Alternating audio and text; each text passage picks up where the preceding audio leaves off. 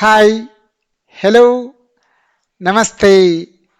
Welcome to ಸ್ಪರ್ಧಾ Bharati UPSC. ಇದು ಬೆಂಗಳೂರಿನ ಕಾಮಾಕ್ಷಿ ಪಾಳ್ಯದಲ್ಲಿರುವ ಜ್ಞಾನಭಾರತಿ ಸ್ಪರ್ಧಾತ್ಮಕ ಪರೀಕ್ಷಾ ತರಬೇತಿ ಕೇಂದ್ರದ ಪ್ರಸ್ತುತಿ. ಸ್ನೇಹಿತರೆ, ಇಂದು ನಾವು ಈ ತರಗತಿಯಲ್ಲಿ ಸ್ಪರ್ಧಾತ್ಮಕ ಪರೀಕ್ಷೆಗೆ ವಿಶೇಷವಾಗಿ ಕರ್ನಾಟಕ ಲೋಕಸೇವಾ ಆಯೋಗ ಕರೆದಿರುವಂತಹ ಗ್ರೂಪ್ ಸಿ ತಾಂತ್ರಿಕೇತರ ಹುದ್ದೆಗಳ ಸ್ಪರ್ಧಾತ್ಮಕ ಪರೀಕ್ಷೆಯಲ್ಲಿ ಇರುವಂತಹ ಸಾಮಾನ್ಯ ಜ್ಞಾನ ವಿಷಯಕ್ಕೆ ಸಂಬಂಧಪಟ್ಟಂತೆ ಭಾರತೀಯ ಸಮಾಜ ಮತ್ತು ಅದರ ಕ್ರಿಯಾಶೀಲತೆ, Indian society and its dynamics ಎನ್ನುವಂತಹ ವಿಶೇಷವಾದಂತಹ ಚಾಪ್ಟರ್ ಮೇಲೆ ಅಧ್ಯಯನ ಮಾಡುವಂತಹ, ವಿಮರ್ಶಿಸುವಂತಹ, ಪರಾಮರ್ಶಿಸುವಂತಹ ಕೆಲಸವನ್ನು ಮಾಡ್ತಾ ಇದ್ದೇವೆ. ಎಂದಿನಂತೆ ತಾವೆಲ್ಲ ಕೂಡ ಈ ವಿಡಿಯೋ ತರಗತಿಗೂ ಕೂಡ ಅತಿ ಹೆಚ್ಚು ಬಲ ಬೆಂಬಲವನ್ನು ಕೊಡ್ತೀರಿ ಅನ್ನುವಂಥ ವಿಶ್ವಾಸ ನಮ್ಮದು. ಬನ್ನಿ ಈಗ ಪಾಠವನ್ನು ಆರಂಭ ಮಾಡೋಣ.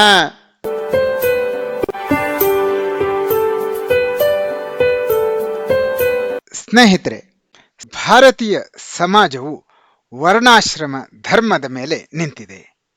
ವರ್ಣಗಳು ಗುಣ, ಕರ್ಮ, ವೃತ್ತಿ, ಮತ, ಭಾಷೆ ಮುಂತಾದವುಗಳನ್ನು ಅನುಸರಿಸಿ ಹುಟ್ಟಿದವೆ ವಿನಃ ಮನುಷ್ಯನ ಜನ್ಮವನ್ನು ಅನುಸರಿಸಿ ಅಲ್ಲ. ಸಾಮಾನ್ಯವಾಗಿ ಒಂದೇ ಗೋತ್ರದಲ್ಲಿ ಬ್ರಾಹ್ಮಣರು, ಕ್ಷತ್ರಿಯರು, ವೈಶ್ಯರು ಕೂಡ ಇದ್ರು ಅನ್ನುವಂಥ ಅಂಶ ವಿಶೇಷವಾದದ್ದು. ಬ್ರಾಹ್ಮಣರಲ್ಲಿಯೇ ಸುಮಾರು 1800 ಪಂಗಡಗಳು ಭಾರತೀಯ ಹಿಂದೂ ಸಮಾಜದಲ್ಲಿ ಇತ್ತು ಅಂತಂದ್ರೆ ಇದರ ವೈಶಿಷ್ಟ್ಯತೆಯನ್ನು ನಾವು ಅರ್ಥ ಮಾಡಿಕೊಳ್ಳಬಹುದು. ಉತ್ತರದ ಕಾಶ್ಮೀರದ ಬ್ರಾಹ್ಮಣನನ್ನು ದಕ್ಷಿಣದ ದ್ರಾವಿಡ ಬ್ರಾಹ್ಮಣರನ್ನು ಒಂದೇ ವರ್ಗಕ್ಕೆ ಸೇರಿಸಿ ಇರಲಿಲ್ಲ. ಹೀಗಾಗಿಯೇ ಪುರುಷ ಸೂಕ್ತದಲ್ಲಿ ವರ್ಣಗಳು ವೃತ್ತಿ ಭೇದಗಳಿಗೆ ಅನುಸಾರವಾಗಿ ಹುಟ್ಟಿದೆ ಅಂತ ಹೇಳುತ್ತೆ. ಹಾಗೂ ಈ ವರ್ಣಗಳ ನಡುವೆ ಉಚ್ಚ ನೀಚ ಭೇದ ಭಾವಗಳಿಗೆ ಅವಕಾಶವಿಲ್ಲ ಅಂತ ಅದು ಸ್ಪಷ್ಟವಾಗಿ ತಿಳಿಸುತ್ತೆ. ಸಮಾಜವೆನ್ನುವಂಥ ಪುರುಷನಿಗೆ ಇರುವಂಥ ವಿವಿಧ ಅಂಗಗಳು ಅಂತಂದ್ರೆ ಈ ವರ್ಣಗಳು ಅನ್ನೋದಾಗಿ ಪುರುಷ ಸೂಕ್ತ ಹೇಳಿರೋದನ್ನು ನಾವು ನೋಡ್ತೀವಿ. ಆದರೂ ಅನಾದಿ ಕಾಲದಿಂದ ಭಾರತೀಯ ಸಮಾಜದಲ್ಲಿದ್ದ ಉಚ್ಚ ನೀಚ ಎಂಬ ಏಣಿ ಶ್ರೇಣಿಯ ರಚನೆಯು ವ್ಯಕ್ತಿಗಳ ಜನ್ಮವನ್ನು ಆಧರಿಸಿ ವಿವಿಧ ಸಮೂಹಗಳಲ್ಲಿ ರಚನೆಯಾಗಿರೋದನ್ನು ನಾವು ನೋಡ್ತೀವಿ. ಜಾತಿ ಅಥವಾ ವರ್ಣ ಮೂಲತಃ ವ್ಯಕ್ತಿಯ ಸಾಮರ್ಥ್ಯದ ಫಲವಾಗಿ, ವ್ಯಕ್ತಿಯ ಸ್ವಸಾಮರ್ಥ್ಯಕ್ಕೆ ಅನುಗುಣವಾಗಿ ಹುಟ್ಟಿತ್ತು. ಆದರೆ ಜಾತಿ ಅನ್ನುವಂಥ ಈ ವ್ಯವಸ್ಥೆ, ವರ್ಣ ಅನ್ನುವಂಥ ಈ ವ್ಯವಸ್ಥೆ ಆದಷ್ಟು ಬೇಗ ಅದು ಜನ್ಮವನ್ನು ಆಧರಿಸಿ ಸಮಾಜದಲ್ಲಿ ಸ್ಥರ ವಿನ್ಯಾಸವನ್ನು ಹಾಕೊಡ್ತಾ ತನ್ನ ಮೂಲ ಉದ್ದೇಶವನ್ನು ಮರಿಲಿಕ್ಕೆ ಪ್ರಾರಂಭ ಮಾಡಿತು. ಇದರ ಪರಿಣಾಮ ಸಮಾಜದಲ್ಲಿ ಬ್ರಾಹ್ಮಣರಿಗೊಂದು ಕಾಯ್ದೆ, ಶೂದ್ರರಿಗೊಂದು ಕಾಯ್ದೆ ಅಸ್ತಿತ್ವಕ್ಕೆ ಬಂತು. ಸ್ನೇಹಿತರೆ, ಮಧ್ಯಕಾಲೀನ ಭಾರತದ ಇತಿಹಾಸವನ್ನು ನೋಡಿದರೆ ಪಠಾಣರೆಂದು ಸುಪ್ರಸಿದ್ಧರಾದಂಥ ತುರ್ಕರಾಗಲಿ, ಅವರ ನಂತರ ಬಂದಂತಹ ಮೊಘಲರಾಗಲಿ, ಅವರು ತಮ್ಮ ಸಾಮ್ರಾಜ್ಯದ ಸ್ಥಾಪನೆಯನ್ನು ಈ ದೇಶದಲ್ಲಿ ಮಾಡಿದ ಮೇಲೂ ಕೂಡ ಈ ಉಚ್ಚ ನೀಚ ಪದ್ಧತಿಯಲ್ಲಿ ವ್ಯತ್ಯಾಸಗಳು ಆಗಲಿಲ್ಲ. ಪಠಾಣರ ಕಾಲದಲ್ಲಿ ಪಠಾಣ ಪ್ರಜೆಗಳಿಗೆ ಶ್ರೇಷ್ಠವಂತ ಹಕ್ಕುಗಳಿದ್ವು. ಅದೇ ರೀತಿ ಮೊಘಲರ ಕಾಲದಲ್ಲಿ ಮೊಘಲರನ್ನ ಬಿಟ್ಟು ಉಳಿದಂತಹ ಜನರಿಗೆ ಅಂತಹ ಅಗ್ರಮಾನ್ಯತೆ ಇರಲಿಲ್ಲ. ತದನಂತರ ವ್ಯಾಪಾರಕ್ಕಾಗಿ ಬಂದಂತಹ ಬ್ರಿಟಿಷರು ಈ ದೇಶದ ಆಡಳಿತದ ಚುಕ್ಕಾಣಿಯನ್ನು ತಮ್ಮ ಕಪಟ ನೀತಿಯಿಂದಾಗಿ ತೆಗೆದುಕೊಂಡ ಮೇಲೆ ರಾಜಾರೋಷವಾಗಿ ನಾವು ನ್ಯಾಯ ಪ್ರಭುತ್ವವನ್ನು ಆರಂಭ ಮಾಡಲಿಕ್ಕೆ ಬಂದಿದ್ದೇವೆ, ಸಮಾಜದಲ್ಲಿ ಸಮಾನತೆಯನ್ನು ಕೊಡ್ತೇವೆ ಎನ್ನುವುದಾಗಿ ಬಹಿರಂಗವಾಗಿ ತಮ್ಮನ್ನು ತಾವು ಹೇಳಿ ಹೊಗಳಿಕೊಂಡ್ರು.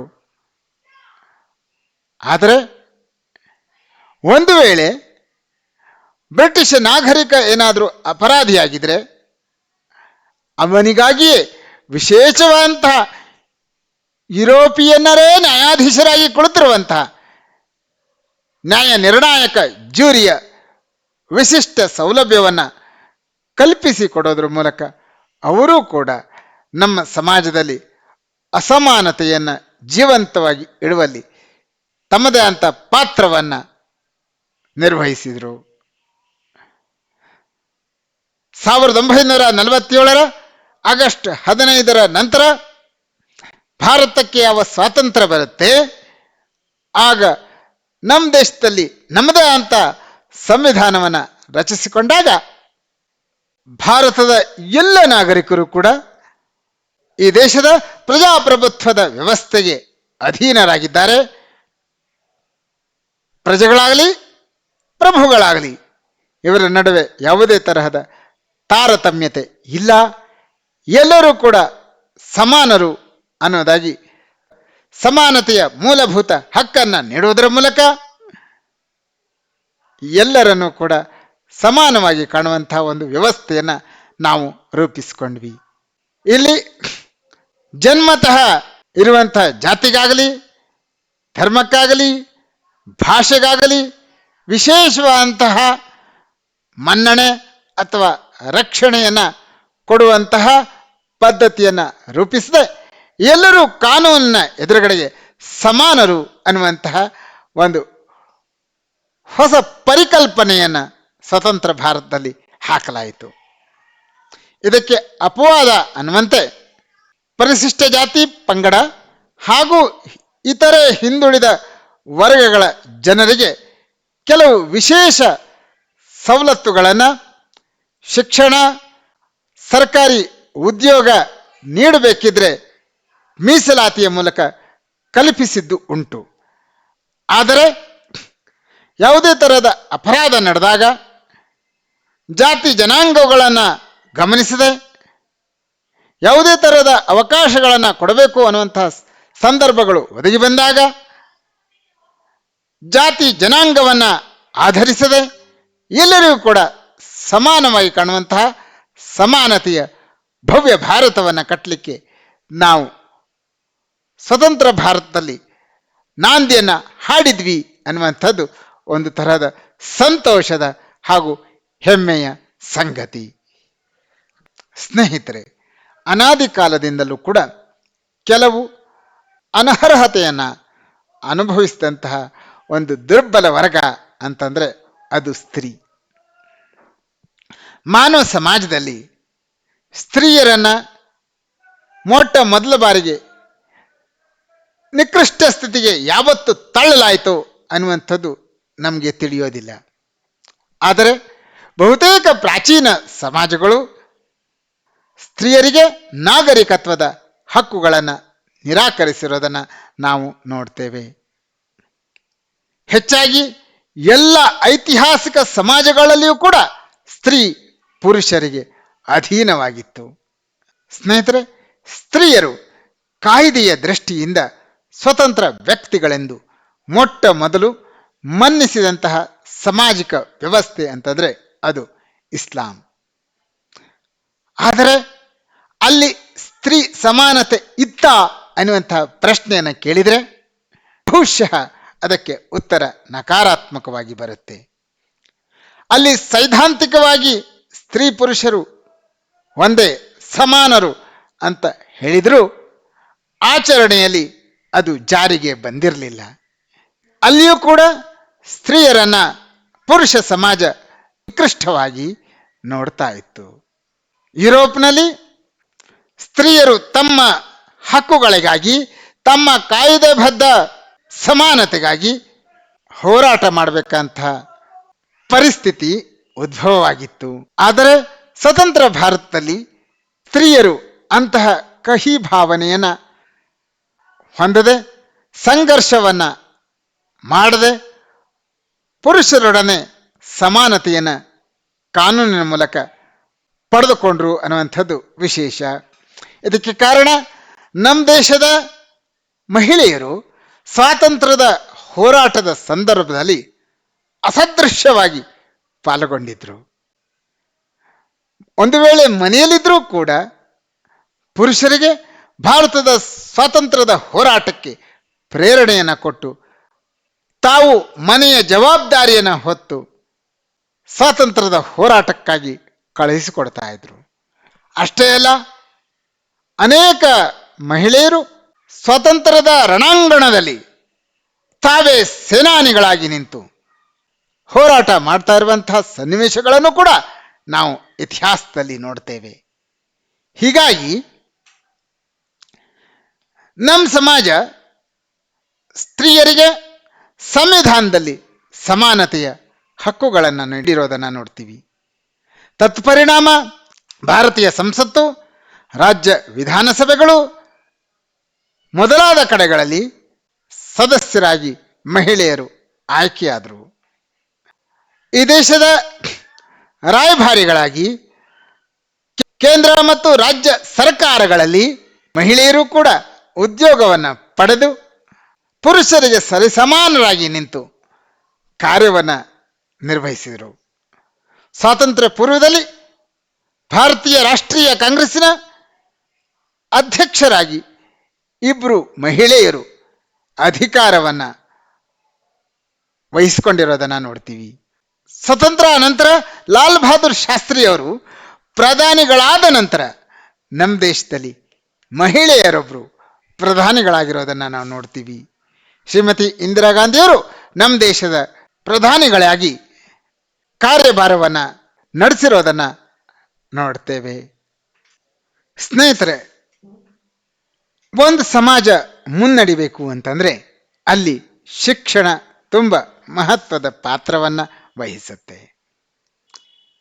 ಭಾರತ ಅಷ್ಟೇ ಅಲ್ಲ, ಏಷ್ಯನ್ ರಾಷ್ಟ್ರಗಳಲ್ಲಿಯೇ ಇದ್ದಂಥ ದೊಡ್ಡ ಕೊರತೆ ಅಂತಂದರೆ ಅದು ಸಾರ್ವಜನಿಕ ಶಿಕ್ಷಣ ವ್ಯವಸ್ಥೆ ಇಲ್ಲದೆ ಇರುವಂಥದ್ದಾಗಿತ್ತು. ಶಿಕ್ಷಣವು ಕೇವಲ ಶಿಷ್ಯರಿಗೆ ಮಾತ್ರ ಇತ್ತು. ಅಷ್ಟೇ ಅಲ್ಲ, ಶಿಕ್ಷಣ ಅಂತಂದರೆ ಕೇವಲ ಅದೊಂದು ಬೌದ್ಧಿಕ ಅವಶ್ಯಕತೆಗಳನ್ನು ಪೂರೈಸುವಂತಹ ವ್ಯವಸ್ಥೆಯಾಗಿತ್ತು. ಸ್ನೇಹಿತರೆ, ಹೀಗಾಗಿ ಬೌದ್ಧಿಕ ಬೆಳವಣಿಗೆಗೆ ಮಹತ್ವ ಕೊಡ್ತಾ ಹೋದ್ರಿಂದ ದೈಹಿಕ ನೈಪುಣ್ಯತೆಗಳನ್ನು ನಿರ್ಲಕ್ಷಿಸಲಾಗ್ತಾ ಇತ್ತು. ಪರಿಣಾಮ ಕುಶಲ ಕೈಗಾರಿಕೆಗಳು ತಲೆಮಾರಿನಿಂದ ತಲೆಮಾರಿಗೆ ಮುಂದುವರೆದರೂ ಅದರಲ್ಲಿ ತಾಂತ್ರಿಕ ಶಿಕ್ಷಣದ ಒಂದು ಔಪಚಾರಿಕ ಶಿಕ್ಷಣ ವ್ಯವಸ್ಥೆ ಭಾರತದಲ್ಲಿ ನಿರ್ಮಾಣ ಆಗಲೇ ಇಲ್ಲ. ಯುರೋಪ್ನಂತಹ ದೇಶಗಳಲ್ಲಿ ಔದ್ಯಮಿಕ ಕ್ರಾಂತಿಯ ಸಂದರ್ಭದಲ್ಲಿ ವಿಜ್ಞಾನವನ್ನು ಉದ್ದಿಮೆಗೆ ಅನ್ವಯಿಸುವಂತಹ ಕೆಲಸ ಆರಂಭವಾಯಿತು. ಹೀಗಾಗಿ ತಂತ್ರಜ್ಞಾನ ಅಲ್ಲಿ ಅಭಿವೃದ್ಧಿಯನ್ನು ಪಡಿತು. ತತ್ಪರಿಣಾಮ ಬೌದ್ಧಿಕ ವಿಕಾಸದ ಜೊತೆಯಲ್ಲಿ ಆಧುನಿಕ ತಂತ್ರಜ್ಞಾನದ ಬೆಳವಣಿಗೆಯು ಆ ಸಮಾಜವನ್ನು ಅತ್ಯುಚ್ಚ ಸ್ಥಾನದಲ್ಲಿಟ್ಟಿದ್ದಲ್ಲದೆ ವಿಶ್ವದ ಬೇರೆ ಬೇರೆ ಕಡೆಗಳಲ್ಲಿ ಯುರೋಪಿಯನ್ನರು ಆಡಳಿತ ಮಾಡಿದ್ದನ್ನು ಕೂಡ ನಾವು ನೋಡ್ತೇವೆ. ಸ್ನೇಹಿತರೆ, ಯುರೋಪಿಯನ್ನರ ಪ್ರಭಾವದಿಂದ ಇಲ್ಲಿವರೆಗೆ ಭಾರತದಲ್ಲಿದ್ದಂತಹ ಪ್ರಶಾಂತವಾದಂಥ ವಾತಾವರಣ ಅದು ಕದಡಲಿಕ್ಕೆ ಪ್ರಾರಂಭವಾಗುತ್ತೆ. ಬ್ರಿಟಿಷ್ ಪ್ರಭುಗಳು ಐರೋಪ್ಯ ಶಿಕ್ಷಣ ಪದ್ಧತಿಯನ್ನು ಭಾರತದಲ್ಲಿ ಜಾರಿ ಮಾಡಲಿಕ್ಕೆ ಆರಂಭವನ್ನೇನೋ ಮಾಡ್ತಾರೆ. ಆದರೆ ಯುರೋಪಿಯನ್ ದೇಶಗಳಲ್ಲಿದ್ದಂತಹ ಶಿಕ್ಷಣ ಪದ್ಧತಿಯನ್ನು ಯಥಾವತ್ತಾಗಿ ಭಾರತದಲ್ಲಿ ಅವರು ನಾಟಿ ಮಾಡಲಿಕ್ಕೆ ಮನಸ್ಸು ಮಾಡಿರೋದಿಲ್ಲ. ಈಸ್ಟ್ ಇಂಡಿಯಾ ಕಂಪನಿ 19ನೇ ಶತಮಾನದ ಆದಿಭಾಗದಲ್ಲಿ ಶಿಕ್ಷಣಕ್ಕಾಗಿ ಒಂದಿಷ್ಟು ಹಣವನ್ನು ತೆಗೆದಿಡುತ್ತೆ. ಆದರೆ ಆ ಹಣವನ್ನು ಕೇವಲ ಪೌರಾತ್ಯ ಜ್ಞಾನಕ್ಕಾಗಿ, ವಿಶೇಷವಾಗಿ ಸಂಸ್ಕೃತ, ಪರ್ಷಿಯನ್, ಅರಬ್ಬಿ ಈ ಮೊದಲಾಂಥ ಭಾಷೆ ಹಾಗೂ ಸಾಹಿತ್ಯದ ಅಧ್ಯಯನಕ್ಕಾಗಿ ಮೀಸಲಾಗಿ ಇಡಲಾಗತ್ತೆ. ಇನ್ನೊಂದು ಕಡೆ ಕ್ರೈಸ್ತ ಮತಪ್ರಚಾರಕರು, ಅನೇಕ ಸಮಾಜದ ಕಡೆಗೆ ಒಲವಿರುವಂತಹ ಬ್ರಿಟಿಷ್ ಅಧಿಕಾರಿಗಳ ಪರಿಶ್ರಮದಿಂದ ಇಂಗ್ಲಿಷ್ ಮಾಧ್ಯಮ ಶಾಲೆಗಳು ಭಾರತದಲ್ಲಿ ಆರಂಭವಾಗ್ತವೆ. ಸ್ನೇಹಿತರೆ, ದಕ್ಷಿಣ ಭಾರತದಲ್ಲಿ ಪ್ರಥಮ ಬಾರಿಗೆ ಇಂಗ್ಲಿಷ್ ಮಾಧ್ಯಮ ಶಾಲೆಯನ್ನು 1717ರಲ್ಲಿ ಕಡಲೂರಿನಲ್ಲಿ ಆರಂಭ ಮಾಡಲಾಗುತ್ತೆ. ಹಾಗೆಯೇ ಮುಂಬೈನಲ್ಲಿ ರಿಚರ್ಡ್ ಕಾಬ್ ಎನ್ನುವಂತಹ ಒಬ್ಬ ಯುರೋಪಿಯನ್ ಆಂಗ್ಲೋ ಇಂಡಿಯನ್ ಮಕ್ಕಳಿಗಾಗಿ ಒಂದು ಧರ್ಮಾರ್ಥ ಶಾಲೆಯನ್ನು ಆರಂಭ ಮಾಡ್ತಾರೆ. ಕಾಲಾನಂತರದಲ್ಲಿ 1815ರ ಹೊತ್ತಿಗೆ ಈ ಶಾಲೆಯಲ್ಲಿ ಭಾರತೀಯ ಮಕ್ಕಳಿಗೂ ಕೂಡ ಪ್ರವೇಶ ನೀಡಲಿಕ್ಕೆ ಅವಕಾಶವನ್ನು ಕೊಡಲಾಗತ್ತೆ. ಇದೇ ರೀತಿ 1720ರಲ್ಲಿ ಕೋಲ್ಕತ್ತಾದಲ್ಲಿ ಅಲೆಕ್ಸಾಂಡರ್ ಡಫ್ ಎನ್ನುವಂತಹ ವ್ಯಕ್ತಿ ಧರ್ಮಾರ್ಥ ಶಾಲೆಯೊಂದನ್ನು ಆರಂಭ ಮಾಡ್ತಾರೆ. ಸ್ನೇಹಿತರೆ, ಮುಂಬೈನಲ್ಲಿ ಜಾನ್ ವಿಲ್ಸನ್, ಮಡ್ರಾಸ್ನಲ್ಲಿ ವಿಲಿಯಂ ಮಿಲ್ಲರ್, ಕೋಲ್ಕತ್ತಾದಲ್ಲಿ ಅಲೆಕ್ಸಾಂಡರ್ ಡಫ್ ಈ ಮೊದಲಾಂತ ಮಹನೀಯರು ಭಾರತದಲ್ಲಿ ಪಾಶ್ಚಿಮಾತ್ಯ ಶಿಕ್ಷಣವನ್ನು, ಅದರಲ್ಲೂ ಆಂಗ್ಲ ಮಾಧ್ಯಮ ಶಿಕ್ಷಣವನ್ನು ಆರಂಭ ಮಾಡಲಿಕ್ಕೆ ತಮ್ಮ ಎಲ್ಲ ಪರಿಶ್ರಮಗಳನ್ನು ಹಾಕ್ತಾರೆ. ಕೇವಲ ಈ 3 ಜನ ವ್ಯಕ್ತಿಗಳು ನಿಂತುಕೊಂಡು ಶಿಕ್ಷಣವನ್ನು ರೂಪಿಸಬೇಕು ಅಂತ ಹೊರಟಿದ್ರೆ ಬಹುಶಃ ಅದು ಸಾಫಲ್ಯತೆಯನ್ನು ಪಡಿತಾ ಇರಲಿಲ್ಲ. ಅದಕ್ಕೆ ಅಂದಿನ ಭಾರತೀಯ ಮಹನೀಯರಾದಂತಹ ಜಯನಾರಾಯಣ್ ಘೋಷಾಲ್, ರಾಜಾರಾಮ್ ಮೋಹನ್ ರಾಯ್, ರಾಧಾಕಾಂತ್ ದೇಬ್, ಹಾಜಿ ಮೊಹಮ್ಮದ್ ಮೊಹಸಿನ್, ಪ್ರೇಮ್ಜಿ ಕಾನ್ವಸ್ಜಿ, ರಾವ್ ಬಹದ್ದೂರ್ ಮೇಘ್ಭಾಯ್ ಕರಮ್ಚಂದ್, ಶ್ರೀನಿವಾಸ್ ಪಿಳ್ಳೈ, ರಾಘವಾಚಾರಿ, ಗಣೇಶ್ ಗಂಗಾಧರ್ ಶಾಸ್ತ್ರಿ, ರಂಗನಾಥ್ ಮೊದಲಿಯಾರ್ ಇವರಷ್ಟೇ ಅಲ್ಲ, ನಂತರ ಬಂದಂತಹ ಈಶ್ವರ್ ಚಂದ್ರ ವಿದ್ಯಾಸಾಗರ್, ಸರ್ ಸೈಯದ್ ಅಹಮದ್ ಖಾನ್, ದಾದಾಭಾಯಿ ನವರೋಜಿ ಈ ಎಲ್ಲ ಮಹನೀಯರು ಪುರೋಗಾಮಿ ನಾಯಕರು ಇಂಗ್ಲಿಷ್ ಶಿಕ್ಷಣಕ್ಕೆ, ಪಾಶ್ಚಿಮಾತ್ಯ ಶಿಕ್ಷಣಕ್ಕೆ ಬಹಳ ದೊಡ್ಡ ಆಗ್ರಹಪೂರ್ವಕವಾದಂತಹ ಒತ್ತನ್ನು ಕೊಡೋದ್ರ ಮೂಲಕ ಈ ಸಮಾಜದಲ್ಲಿ ಅಂತಹ ಶಿಕ್ಷಣ ವ್ಯವಸ್ಥೆಯನ್ನು ರೂಪಿಸಲಿಕ್ಕೆ ತಮ್ಮ ಸಹಾಯ ಮತ್ತು ಸಹಕಾರವನ್ನು ನೀಡ್ತಾರೆ. ಇದರಿಂದಾಗಿ ಭಾರತೀಯ ಸಮಾಜದಲ್ಲಿದ್ದಂತಹ ಹಳೆಯ ವಿಚಾರಗಳು, ಹಳೆಯ ನಂಬಿಕೆಗಳು ನುಚ್ಚು ನೂರಾದುದಲ್ಲದೆ ಬೌದ್ಧಿಕ ಕ್ಷೋಭೆಗೂ ಕಾರಣವಾಗುತ್ತೆ. ತತ್ಪರಿಣಾಮ ಭಾರತದಲ್ಲಿ ಆಧುನಿಕತೆಯ ಸ್ಪರ್ಶವಾಗುತ್ತೆ. ಸ್ನೇಹಿತರೆ, ಬ್ರಿಟಿಷ್ ಆಳ್ವಿಕೆಯ ಬಗ್ಗೆ, ಬ್ರಿಟಿಷರು ಸ್ಥಾಪಿಸಿರುವಂತಹ ಶಿಕ್ಷಣ ವ್ಯವಸ್ಥೆಯ ಬಗ್ಗೆ ಅನೇಕ ತರಹದ ಟೀಕೆ ಟಿಪ್ಪಣಿಗಳನ್ನು ಭಾರತದಲ್ಲಿ ಆಗಿರೋದನ್ನು, ಆಗ್ತಾ ಇರೋದನ್ನು ಇವತ್ತು ಕೂಡ ನಾವು ನೋಡ್ತೀವಿ. ಅಂದಿನ ಸುಪ್ರಸಿದ್ಧ ಮೆಕಾಲೆ ವರದಿ ಅಥವಾ Macaulay minute, Charles Woods dispatch ಇವುಗಳ ಬಗ್ಗೆ ಅನೇಕ ತರಹದ ಅಪಸ್ವರಗಳನ್ನು ನಾವು ನೋಡ್ತೇವೆ. ಆದರೂ ಕೂಡ ಅನೇಕ ದೋಷಗಳನ್ನು ಅವು ಹೊಂದಿದ್ರೂ ಕೂಡ ಅವರು ಅಂದು ರೂಪಿಸಿದಂತಹ ಶಿಕ್ಷಣ ವ್ಯವಸ್ಥೆ ಭಾರತೀಯ ಮನಸ್ಸಿನ ಜಡತ್ವವನ್ನು ಕಲಕಿತ್ತು. ಸಾಮಾಜಿಕ ಅಡೆತಡೆಗಳನ್ನು ಮುರಿಲಿಕ್ಕೆ ಅದು ಸಹಾಯ ಮಾಡಿತ್ತು. ಹಳೆಯ ಮೂಢನಂಬಿಕೆಗಳನ್ನು ನಿವಾರಿಸಲಿಕ್ಕೆ ಅದೊಂದು ಸಾಧನವಾಗಿತ್ತು.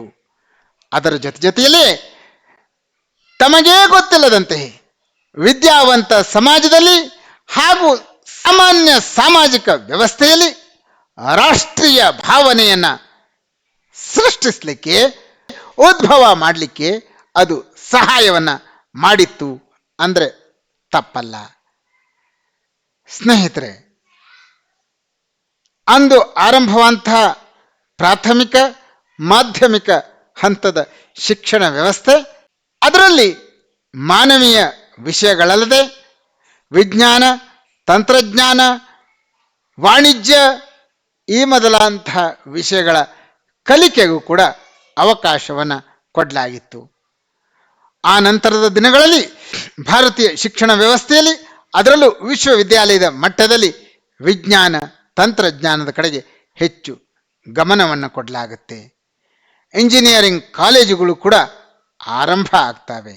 ಹಾಗೆ ನೋಡಿದರೆ ಬೆಂಗಳೂರಿನಲ್ಲಿ ಆರಂಭವಾದಂತಹ ಭಾರತೀಯ ವಿಜ್ಞಾನ ಸಂಸ್ಥೆ, ಇಂಡಿಯನ್ ಇನ್ಸ್ಟಿಟ್ಯೂಟ್ ಆಫ್ ಸೈನ್ಸ್, ಅದನ್ನು ಬಿಟ್ಟರೆ ಬಹಳ ದೊಡ್ಡ ಪ್ರಮಾಣದ ವಿಜ್ಞಾನ ತಂತ್ರಜ್ಞಾನದ ಸಂಸ್ಥೆಗಳು, ಶಿಕ್ಷಣ ವ್ಯವಸ್ಥೆಗಳು ಭಾರತದಲ್ಲಿ ಆಗಿರಲಿಲ್ಲ. 1944ರಷ್ಟು ಹಿಂದೆಯೇ ನಳಿನಿ ರಂಜನ್ ಸರ್ಕಾರ್ ನೇತೃತ್ವದ ಸಮಿತಿ ಅಮೆರಿಕ ಸಂಯುಕ್ತ ಸಂಸ್ಥಾನದಲ್ಲಿರುವಂತಹ ಮ್ಯಾಸಚೂಸೆಟ್ಸ್ ಇನ್ಸ್ಟಿಟ್ಯೂಟ್ ಆಫ್ ಟೆಕ್ನಾಲಜಿ ಹಾಗೂ ಜ್ಯೂರಿಚ್ನಲ್ಲಿ ಇರುವಂತಹ ಟೆಕ್ನಿಕಲ್ ಹಾಕ್ ಸ್ಕೂಲ್ ಇವುಗಳ ಮಾದರಿಯಲ್ಲಿ ತಂತ್ರಜ್ಞಾನ ಸಂಸ್ಥೆಗಳನ್ನು ಭಾರತದಲ್ಲಿ ಆರಂಭ ಮಾಡಬೇಕು ಅಂತ ಶಿಫಾರಸನ್ನು ಮಾಡಿತ್ತು. ಹೀಗಾಗಿ ಸ್ವತಂತ್ರ ಭಾರತದಲ್ಲಿ 1951ರ ಹೊತ್ತಿಗೆ ಖರಗ್ಪುರ್ನಲ್ಲಿ ಇಂಡಿಯನ್ ಇನ್ಸ್ಟಿಟ್ಯೂಟ್ ಆಫ್ ಟೆಕ್ನಾಲಜಿಯನ್ನು ಆರಂಭ ಮಾಡಲಾಗುತ್ತೆ. ಅಂತಹ IITಗಳು ಮುಂದೆ ಮುಂಬೈ, ಮಡ್ರಾಸ್, ಕಾನ್ಪುರ, ಡೆಲ್ಲಿ ಮೊದಲಾದ ಕಡೆಗಳಲ್ಲಿ ಆರಂಭವಾಗೋದನ್ನು ನೋಡ್ತೀವಿ. 2021ರ ಹೊತ್ತಿಗೆ ಬಹುತೇಕ ಎಲ್ಲ ರಾಜ್ಯಗಳಲ್ಲಿಯೂ ಕೂಡ ಒಂದೊಂದು IITಗಳನ್ನು ಆರಂಭ ಮಾಡಬೇಕು ಅನ್ನುವಂತಹ ಪ್ರಯತ್ನಗಳ ಫಲವಾಗಿ ಇವತ್ತು ಸಾಮಾನ್ಯವಾಗಿ ಎಲ್ಲ ರಾಜ್ಯಗಳಲ್ಲೂ ಕೂಡ IITಗಳಿರೋದನ್ನು ನೋಡ್ತೀವಿ. ಅಷ್ಟೇ ಅಲ್ಲ, ಕೇವಲ IITಗಳು ಮಾತ್ರ ಅಲ್ಲ, ಅನೇಕ ವಿಶ್ವವಿದ್ಯಾಲಯಗಳಲ್ಲಿ ವಿಜ್ಞಾನ ತಂತ್ರಜ್ಞಾನಕ್ಕೆ ಮಹತ್ವವನ್ನು ನೀಡಲಾಗುತ್ತೆ. ಅದಕ್ಕಾಗಿಯೇ ವಿಶ್ವೇಶ್ವರಯ್ಯ ಟೆಕ್ನಿಕಲ್ ಯೂನಿವರ್ಸಿಟಿಯಂತಹ ಅನೇಕ ವಿಶ್ವವಿದ್ಯಾಲಯಗಳು ದೇಶದಲ್ಲಿ ಇಂದು ನೋಡಲಿಕ್ಕೆ ಸಾಧ್ಯವಾಗ್ತಾ ಇದೆ. ಇದರ ಪರಿಣಾಮ ಸಮಾಜದಲ್ಲಿ ಒಂದು ಹೊಸ ತರಹದ ಕ್ರಾಂತಿಗೆ ಇದು ಕಾರಣವಾಗ್ತಾ ಇದೆ. ಸ್ನೇಹಿತರೆ, 1890ರ ದಶಕದಲ್ಲಿಯೇ ಸ್ತ್ರೀಯರು ಉಚ್ಚ ಶಿಕ್ಷಣ ಸಂಸ್ಥೆಗಳಲ್ಲಿ ಪ್ರವೇಶ ಪಡಲಿಕ್ಕೆ ಆರಂಭ ಮಾಡಿದರು. ಆದರೂ ಸ್ವಾತಂತ್ರ್ಯ ಪೂರ್ವ 10 ವರ್ಷಗಳ ಮೊದಲು ಭಾರತದ ವಿಶ್ವವಿದ್ಯಾಲಯಗಳಲ್ಲಾಗಲಿ ಕಾಲೇಜುಗಳಲ್ಲಾಗಲಿ ಸ್ತ್ರೀಯರ ಸಂಖ್ಯೆ ತುಂಬ ಕಡಿಮೆ ಇತ್ತು. ಕಳೆದ ಶತಮಾನದ 4ನೇ ದಶಕದ ಆರಂಭದಲ್ಲಿ ಮಾಧ್ಯಮಿಕ ಶಾಲಾ ಹಂತದ ನಂತರ ಸ್ತ್ರೀಯರು ಪ್ರವೇಶ ಪಡೆದಿದ್ದು ಬಹಳ ಕಡಿಮೆ ಇತ್ತು. 5% ಜನ ಸ್ತ್ರೀಯರು ಕೂಡ ಮಾಧ್ಯಮಿಕೋತ್ತರ ಶಿಕ್ಷಣ ಹಂತದಲ್ಲಿ ಪ್ರವೇಶ ಪಡಿತಾ ಇರುವಂಥದ್ದು ಇರಲಿಲ್ಲ. ಇಂಜಿನಿಯರಿಂಗ್ ಮತ್ತು ತಾಂತ್ರಿಕ ಸಂಸ್ಥೆಗಳಲ್ಲಿ ಕಲಿಯುವಂತಹ ಮಹಿಳೆಯರನ್ನೇ ನಾವು ನೋಡಲಿಕ್ಕೆ ಸಾಧ್ಯ ಇರಲಿಲ್ಲ. ಹೆಣ್ಣು ಮಕ್ಕಳು ಅಲ್ಲೋ ಇಲ್ಲೋ ವೈದ್ಯಕೀಯ ಕಾಲೇಜುಗಳನ್ನು ಪ್ರವೇಶಿಸಿದ್ದೇನೋ ನಿಜ, ಆದರೆ ಅಲ್ಲಿ ಪುರುಷರದ್ದೇ ಪ್ರಾಧಾನ್ಯತೆ ಹೆಚ್ಚಾಗಿತ್ತು. ಯಾವಾಗ ಭಾರತ ಸ್ವಾತಂತ್ರ್ಯವನ್ನು ಪಡಿತು, ಈ ಸ್ವಾತಂತ್ರ್ಯ ಪ್ರಾಪ್ತಿಯ 20 ವರ್ಷಗಳ ನಂತರ ಇದರಲ್ಲಿ ಬಹಳ ದೊಡ್ಡ ಬದಲಾವಣೆಗಳನ್ನು ಆಗಿರೋದನ್ನು ನಾವು ನೋಡ್ತೇವೆ. 50% ಸ್ತ್ರೀಯರು ಉನ್ನತ ಶಿಕ್ಷಣದಲ್ಲಿಯೂ ಕೂಡ ಭಾಗವಹಿಸಲಿಕ್ಕೆ ಆರಂಭ ಮಾಡೋದ್ರ ಮೂಲಕ ನಮ್ಮ ಸಮಾಜದಲ್ಲಿ ಒಂದು ಹೊಸ ರೀತಿಯ ನವೀನ ಕ್ರಾಂತಿಗೆ ಕಾರಣೀಕರ್ತರಾಗ್ತಾರೆ. ಇಂದು ಅನೇಕ ವಿಶ್ವವಿದ್ಯಾಲಯಗಳು ಕೇಂದ್ರ ಲೋಕಸೇವಾ ಆಯೋಗದಂತಹ ಅನೇಕ ಸ್ಪರ್ಧಾತ್ಮಕ ಪರೀಕ್ಷೆಗಳ ಫಲಿತಾಂಶ ಪ್ರಕಟವಾದಾಗ ಆ ರ್ಯಾಂಕ್ ಪಟ್ಟಿಯಲ್ಲಿ ಮಹಿಳೆಯರು ಮೊದಲ ಸ್ಥಾನದಲ್ಲಿ ನಿಲ್ತಾ ಇರೋದನ್ನು ಕೂಡ ನಾವು ಗಮನಿಸಿದರೆ ಭಾರತೀಯ ಸಮಾಜ ಪರಿವರ್ತನೆಯ ಹಾದಿಯಲ್ಲಿ ಇದೆ ಅಂತಂದರೆ ಅದು ಅತಿಶಯೋಕ್ತಿಯಲ್ಲ.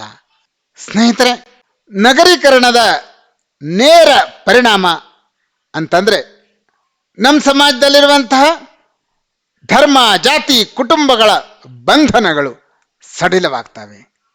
ಸಾಮಾನ್ಯವಾಗಿ ಗ್ರಾಮೀಣ ಪ್ರದೇಶದಲ್ಲಿ ಪ್ರತಿಯೊಬ್ಬನೂ ಕೂಡ ಎಲ್ಲರ ಬಗ್ಗೆ ಎಲ್ಲವನ್ನೂ ತಿಳಿದುಕೊಂಡಿರ್ತಾನೆ. ಆದರೆ ನಗರ ಪ್ರದೇಶಗಳಲ್ಲಿ ವಾಸಿಸುವಂಥ ವ್ಯಕ್ತಿ ತನ್ನ ಪಕ್ಕದ ಮನೆಯಲ್ಲಿ ಯಾರಿದ್ದಾರೆ ಅನ್ನುವಂತಹ ಮಾಹಿತಿ ಕೂಡ ತಿಳಿದುಕೊಂಡಿರೋದಿಲ್ಲ. ಒಂದು ತರಹದ ಅನಾಮಧೇಯತ್ವ ಅಲ್ಲಿ ಆವರಿಸಿಕೊಂಡಿರುತ್ತೆ. ಅದೊಂದು ಹೃದಯಹೀನ ಪರಿಸ್ಥಿತಿ ಅಂತಂದ್ರೂ ತಪ್ಪಾಗಲಿಕ್ಕಿಲ್ಲ. ಆದರೆ ಒಂದು ಸಮಾಧಾನಕರ ಸಂಗತಿ ಅಂತಂದ್ರೆ ಇಲ್ಲಿ ಕೌಟುಂಬಿಕ ಅಥವಾ ಜಾತಿ ದಬ್ಬಾಳಿಕೆಯಿಂದ ಬಂಧ ಮುಕ್ತನಾಗಿ ಸ್ವತಂತ್ರನಾಗಿ ವ್ಯಕ್ತಿಯೊಬ್ಬ ತನ್ನ ವ್ಯಕ್ತಿತ್ವವನ್ನು ಬೆಳೆಸ್ಕೊಳ್ತಾನೆ. ವ್ಯಕ್ತಿ ವಿಕಾಸಕ್ಕೆ ಇಲ್ಲಿ ಹೆಚ್ಚಿನ ಅವಕಾಶಗಳು ಇರ್ತವೆ. ವ್ಯಕ್ತಿ ಸ್ವಾತಂತ್ರ್ಯಕ್ಕೆ ನಗರದಲ್ಲಿ ಹೆಚ್ಚು ಅವಕಾಶಗಳು ಸಿಗ್ತವೆ. ಹೀಗಾಗಿರೋದ್ರಿಂದ ವ್ಯಕ್ತಿ ತನ್ನನ್ನು ತಾನು ಸ್ವತಂತ್ರ ವಿಚಾರಧಾರೆಯೊಂದಿಗೆ ಬೆಳೆಯದಲ್ಲದೆ ಉನ್ನತ ಸ್ಥಾನವನ್ನು ಕೂಡ ತನ್ನ ಸ್ವಸಾಮರ್ಥ್ಯದಿಂದ ಪಡೀಲಿಕ್ಕೆ ಸಾಧ್ಯವಾಗುತ್ತೆ. ಇವತ್ತು ಭಾರತ ಅತಿ ಹೆಚ್ಚು ನಗರೀಕರಣಕ್ಕೆ ಒಳಗಾಗ್ತಾ ಇರೋದ್ರಿಂದ ಭಾರತೀಯ ಸಮಾಜದಲ್ಲಿ ಅನೇಕ ತರಹದ ಬದಲಾವಣೆಗಳನ್ನು ನಾವು ನೋಡ್ತಾ ಇದ್ದೇವೆ. ಸ್ನೇಹಿತರೆ, ಭಾರತೀಯ ಇತಿಹಾಸದ ಪುಟಗಳನ್ನು ತೆಗೆದು ನೋಡಿದರೆ ಅನಾದಿ ಕಾಲದಿಂದಲೂ ಕೂಡ ಜಾತಿಯ ಹಾಗೂ ಜಾತಿ ಸಂಕರದ ವಿರುದ್ಧ ಪ್ರತಿಭಟನೆ ಇದ್ದೇ ಇತ್ತು. ಅದು ಗೌತಮ ಬುದ್ಧ, ಮಹಾವೀರ ಮೊದಲಾದಂತಹ ಸಮಾಜ ಸುಧಾರಕರು ಇಸ್ಲಾಂ ಧರ್ಮ ಮಧ್ಯಕಾಲೀನ ಭಾರತದಲ್ಲಿ ಭಾರತಕ್ಕೆ ಬಂದು ಒತ್ತಡವನ್ನು ಹೇರಿದಾಗ ಆ ಸವಾಲನ್ನು ಎದುರಿಸಲಿಕ್ಕಾಗಿ ಅನೇಕ ತರಹದ ಬದಲಾವಣೆಗಳು ಜಾತಿ ವ್ಯವಸ್ಥೆಯಲ್ಲಿ ಆಗಿರೋದನ್ನು ನೋಡ್ತೀವಿ. ಭಾರತೀಯ ಸಮಾಜದಲ್ಲಿ ಅನಾದಿ ಕಾಲದಿಂದ ಹಿಡಿದು ಇವತ್ತಿನ ತನಕ ಇಡೀ ಸಮಾಜದುದ್ದಕ್ಕೂ ಹರಡಿದ್ದಂತಹ ಅಂದಿನ ಮತ್ತು ಇಂದಿನ ಸಾಧು ಸಂತರು, ಫಕೀರರು, ಮಾನವತಾವಾದಿಗಳು, ಸಮಾಜ ಸುಧಾರಕರು ಈ ಜಾತಿ ಮತ್ತು ಜನಾಂಗದ ಅಡ್ಡಕಟ್ಟುಗಳನ್ನು, ಅಡ್ಡಗೋಡೆಗಳನ್ನು ಕಿತ್ತು ಹಾಕಲಿಕ್ಕೆ ತಮ್ಮದೇ ಅಂಥ ರೀತಿಯಲ್ಲಿ ಪ್ರಯತ್ನವನ್ನು ಪಡ್ತಾರೆ. ಸ್ನೇಹಿತರೆ, ಕಬೀರ, ನಾನಕ, ರಮಾನಂದ, ಚೈತನ್ಯ, ಖ್ವಾಜಾ ಮುಯುದ್ದೀನ್, ತುಕಾರಾಮ್, ಸಮರ್ಥ, ರಾಮದಾಸ ಈ ಎಲ್ಲರೂ ಕೂಡ ಜಾತಿ ಪರಿಕಲ್ಪನೆಯನ್ನು ವಿರೋಧಿಸ್ತಾರೆ. ಜಾತಿಯ ಅಸಮಾನತೆಯಿಂದ ನಮ್ಮ ಸಮಾಜವನ್ನು ಮೇಲಕ್ಕೆ ಎಬ್ಬಿಸಬೇಕು ಅನ್ನೋದಾಗಿ ಇವರೆಲ್ಲರೂ ಕೂಡ ಶಕ್ತಿ ಮೀರಿ ಪ್ರಯತ್ನವನ್ನು ಹಾಕ್ತಾರೆ. ಆಧುನಿಕ ಕಾಲಕ್ಕೆ ಬಂದರೆ ರಾಜಾರಾಮ್ ಮೋಹನ್ ರಾಯ್ನಿಂದ ಹಿಡಿದು ರವೀಂದ್ರನಾಥ್ ಠಾಗೋರರ ತನಕ, ಮಹಾತ್ಮ ಗಾಂಧಿಯವರಿಂದ ಹಿಡಿದು ಅನೇಕ ಜನ ಸಮಾಜ ಸುಧಾರಕರ ತನಕ ಎಲ್ಲರೂ ಕೂಡ ಜಾತಿ ದಬ್ಬಾಳಿಕೆಯನ್ನು ಖಂಡಿಸೋದ್ರ ಮೂಲಕ ಈ ಸಮಾಜದಲ್ಲಿ ಬಹುದೊಡ್ಡ ಬದಲಾವಣೆಗೆ ಕಾರಣೀಭೂತರಾಗ್ತಾರೆ. ಸ್ವತಂತ್ರ ಭಾರತದಲ್ಲಿ ಭಾರತದ ಸಂವಿಧಾನವಂತೂ ಅಸ್ಪೃಶ್ಯತೆಯ ವಿರುದ್ಧ ಸಮರವನ್ನೇ ಸಾರುತ್ತೆ. ಆರ್ಟಿಕಲ್ 17 ಪ್ರತಿಷ್ಠಾಪಿಸೋದ್ರ ಮೂಲಕ ಅಸ್ಪೃಶ್ಯತೆ ಈ ಸಮಾಜದಕ್ಕೆ ಅಂಟಿರುವಂತಹ ಒಂದು ಶಾಪ, ಅದನ್ನು ಆಚರಿಸಿದರೆ ಅಪರಾಧವಾಗುತ್ತೆ ಅಂತ ಘೋಷಿಸೋದನ್ನು ನೋಡ್ತೀವಿ. ಸ್ನೇಹಿತರೆ, ಭಾರತ ಬ್ರಿಟಿಷರ ಅಧೀನಕ್ಕೆ ಹೋಗ್ತಾ ಇರುವಂತಹ ಸಂದರ್ಭದಲ್ಲಿ ಬ್ರಿಟಿಷರು ಈ ಭಾರತೀಯ ಸಮಾಜವನ್ನು ತಮ್ಮ ಆಡಳಿತದ ತಕ್ಕೆಗೆ ವಹಿಸ್ಕೊಳ್ತಾ ಇರುವಂತಹ ಸಂದರ್ಭದಲ್ಲಿ ನಮ್ಮ ಸಮಾಜದಲ್ಲಿರುವಂತಹ ಆಗು ಹೋಗುಗಳ ಬಗ್ಗೆ ಅವರಿಗೆ ಸರಿಯಾದಂಥ ಮಾಹಿತಿ ಇರಲಿಲ್ಲ. ಈ ಸಮಾಜದಲ್ಲಿ ಯಾವ ರೀತಿ ಆಡಳಿತ ನಡೆಸಬೇಕು ಎನ್ನುವಂಥದ್ರ ಬಗ್ಗೆ ಅವರಿಗೆ ಸರಿಯಾದಂಥ ಮಾಹಿತಿ ತಿಳಿದಿರಲಿಲ್ಲ. ಹೀಗಾಗಿ 1881ರಲ್ಲಿ ನಮ್ಮ ದೇಶದಲ್ಲಿ ಜನಗಣತಿಯನ್ನು ಆರಂಭ ಮಾಡಿದಾಗ ಅನೇಕ ತರಹದ ಅಂಕಿ ಸಂಖ್ಯೆಗಳನ್ನು ಅವರು ಸಂಗ್ರಹ ಮಾಡ್ತಾರೆ. ತದನಂತರ 1901ರಲ್ಲಿ ಜನಗಣತಿಯನ್ನು ನಡೆಸುವಂತಹ ಸಂದರ್ಭದಲ್ಲಿ ಹರ್ಬರ್ಟ್ ರಿಸ್ಲೆ ಅವರು ಒಂದು ನಿರ್ದೇಶನವನ್ನು ನೀಡಿ ಭಾರತದಲ್ಲಿ ಜಾತಿಯ ಮಹತ್ವದ ಕುರಿತು ಅಂಕಿ ಅಂಶಗಳನ್ನು ಕಲೆ ಹಾಕಲಿಕ್ಕೆ ತಿಳಿಸ್ತಾರೆ. ಯಾವ ಜಾತಿಗೆ ಯಾವ ಸ್ಥಾನಮಾನವಿದೆ ಅನ್ನೋದನ್ನು ಸೆನ್ಸಸ್ನ ಮೂಲಕ ಕಲೆ ಹಾಕಬೇಕು ಅನ್ನೋದಾಗಿ ಅವರು ನಿರ್ದೇಶನವನ್ನು ಕೊಡ್ತಾರೆ. ಪ್ರತಿಯೊಂದು ಪ್ರದೇಶದಲ್ಲಿಯೂ ಕೂಡ ಯಾವ್ಯಾವ ಜಾತಿಗೆ ಎಷ್ಟೆಷ್ಟು ಮಹತ್ವವನ್ನು, ಅದಕ್ಕೆ ಗೌರವವನ್ನು, ಸ್ಥಾನಮಾನವನ್ನು ನೀಡಲಾಗುತ್ತೆ ಎನ್ನುವಂತಹ ಮಾಹಿತಿಗಳನ್ನು ಜನಸಂಖ್ಯಾ ವರದಿಯಲ್ಲಿ ಸೇರಿಸಬೇಕು ಅಂತ ನಿಶ್ಚಯ ಆದಾಗ ಭಾರತೀಯ ಸಮಾಜದ ಮೇಲೆ ಅದು ಸಾಕಷ್ಟು ದೊಡ್ಡ ಪರಿಣಾಮವನ್ನು ಬೀರುತ್ತೆ. ಈ ಸಮಾಜದಲ್ಲಿರುವಂತಹ ಪ್ರತಿಯೊಂದು ಜಾತಿಯು ತನ್ನ ಸ್ಥಾನಮಾನವನ್ನು, ಸಮಾಜದಲ್ಲಿ ತಾವು ಎಷ್ಟು ಉಚ್ಚ ಮಟ್ಟದವರು ಅನ್ನೋದನ್ನು ತಿಳಿಸ್ಲಿಕ್ಕಾಗಿ ಸ್ಪರ್ಧೆಯನ್ನೇ ಏರ್ಪಡಿಸ್ತಾರೆ. ಎಲ್ಲ ಜಾತಿ ಜನಾಂಗದ ನಾಯಕರು ಅದಕ್ಕಾಗಿ ಐತಿಹಾಸಿಕ ದಾಖಲೆಗಳನ್ನು, ಶಾಸನಗಳ ಮಾಹಿತಿಯನ್ನು, ಹಳೆಯ ಪುಸ್ತಕಗಳ ಗ್ರಂಥ ಭಂಡಾರದಲ್ಲಿ ಉಲ್ಲೇಖಿಸಲ್ಪಟ್ಟಂತಹ ಜಾತಿಯ ಮಹಿಮೆಯ ದಾಖಲಾತಿಗಳನ್ನು ಬ್ರಿಟಿಷ್ ಅಧಿಕಾರಿಗಳ ಮುಂದೆ ಇಡುವಂತಹ ಪ್ರಯತ್ನವನ್ನು ಮಾಡ್ತಾರೆ.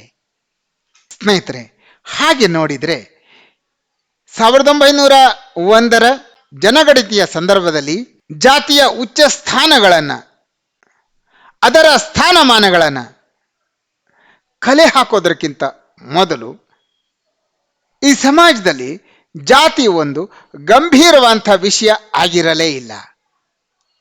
ಯಾವಾಗ ದಾಖಲೀಕರಣ ಆರಂಭವಾಯಿತೋ ಸಮಾಜದಲ್ಲಿದ್ದಂತಹ ಜಾತಿಯ ಧುರೀಣರು ಅದಕ್ಕೆ ಒತ್ತನ್ನು ಕೊಡ್ತಾರೆ. ಜಾತಿಯ ಪದ್ಧತಿಯ ಬಗ್ಗೆ ಇನ್ನಷ್ಟು ಒಲವನ್ನು ತೋರಿಸ್ತಾರೆ. ತತ್ಪರಿಣಾಮ ಜಾತಿಯ ಲಾಲನೆ ಪಾಲನೆ ಹೆಚ್ಚಾಗುತ್ತೆ. ಜಾತಿ ಎನ್ನುವಂಥ ವ್ಯವಸ್ಥೆ ಇನ್ನಷ್ಟು ಬಲವಾಗಿ ಸಮಾಜದಲ್ಲಿ ಬೇರೂರುತ್ತೆ.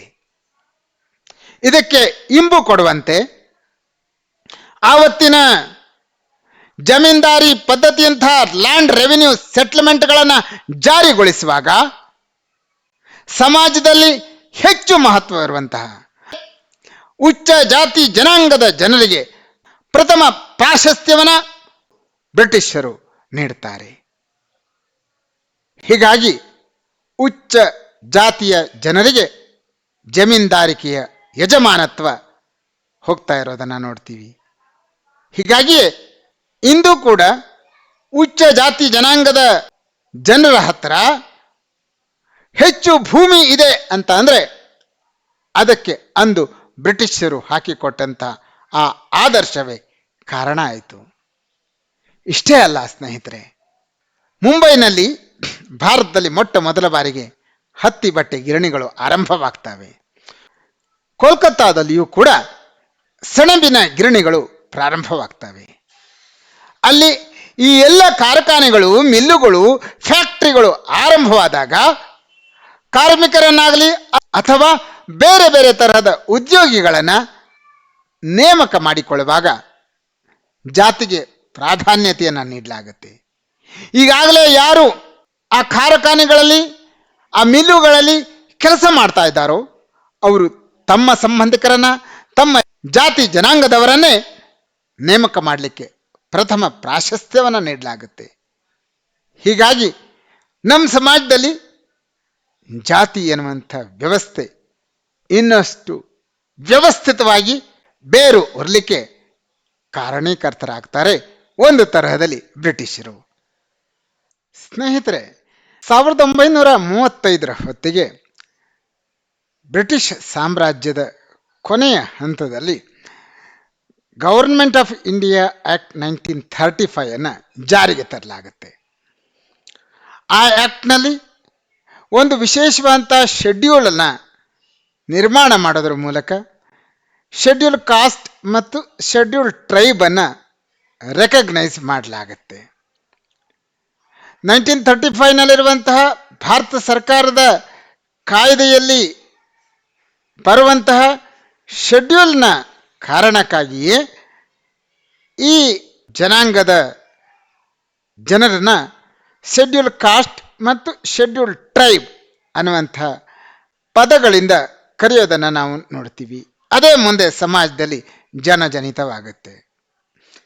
ಸ್ನೇಹಿತರೆ, ಅಸ್ಪೃಶ್ಯತೆ ಇದು ನಮ್ಮ ಸಮಾಜಕ್ಕೆ ಅಂಟಿರುವಂತಹ ಕಳಂಕ. ಸಾಮಾನ್ಯವಾಗಿ ಉಚ್ಚ ಜಾತಿಯ ಜನ ಒಂದಿಷ್ಟು ಸಮಾಜದ ಕೆಳವರ್ಗದ ಜನರನ್ನು ಮುಟ್ಕೊಳ್ತಾ ಇರಲಿಲ್ಲ. ಅವರನ್ನು ಅಸ್ಪೃಶ್ಯರಾಗಿ ಕಾಣ್ತಾ ಇದ್ರು. ಅವರನ್ನ ಮುಟ್ಕೊಳ್ಳೋದು ಪಾಪ ಅನ್ನೋದಷ್ಟೇ ಅಲ್ಲ, ಅವರನ್ನು ಅವರ ಮನೆಯ ಹಿತ್ತಲಿನಲ್ಲೂ ಕೂಡ ಸೇರಿಸ್ತಾ ಇರಲಿಲ್ಲ. ಒಂದು ವೇಳೆ ಸೇರಿಸಿದ್ರು ನಂತರ ಸ್ನಾನ ಮಾಡಿ ಮಡಿ ಮಾಡಿಕೊಂಡು ಮನೆ ಒಳಗಡೆ ಹೋಗೋದನ್ನು ನಾವು ನೋಡ್ತೀವಿ.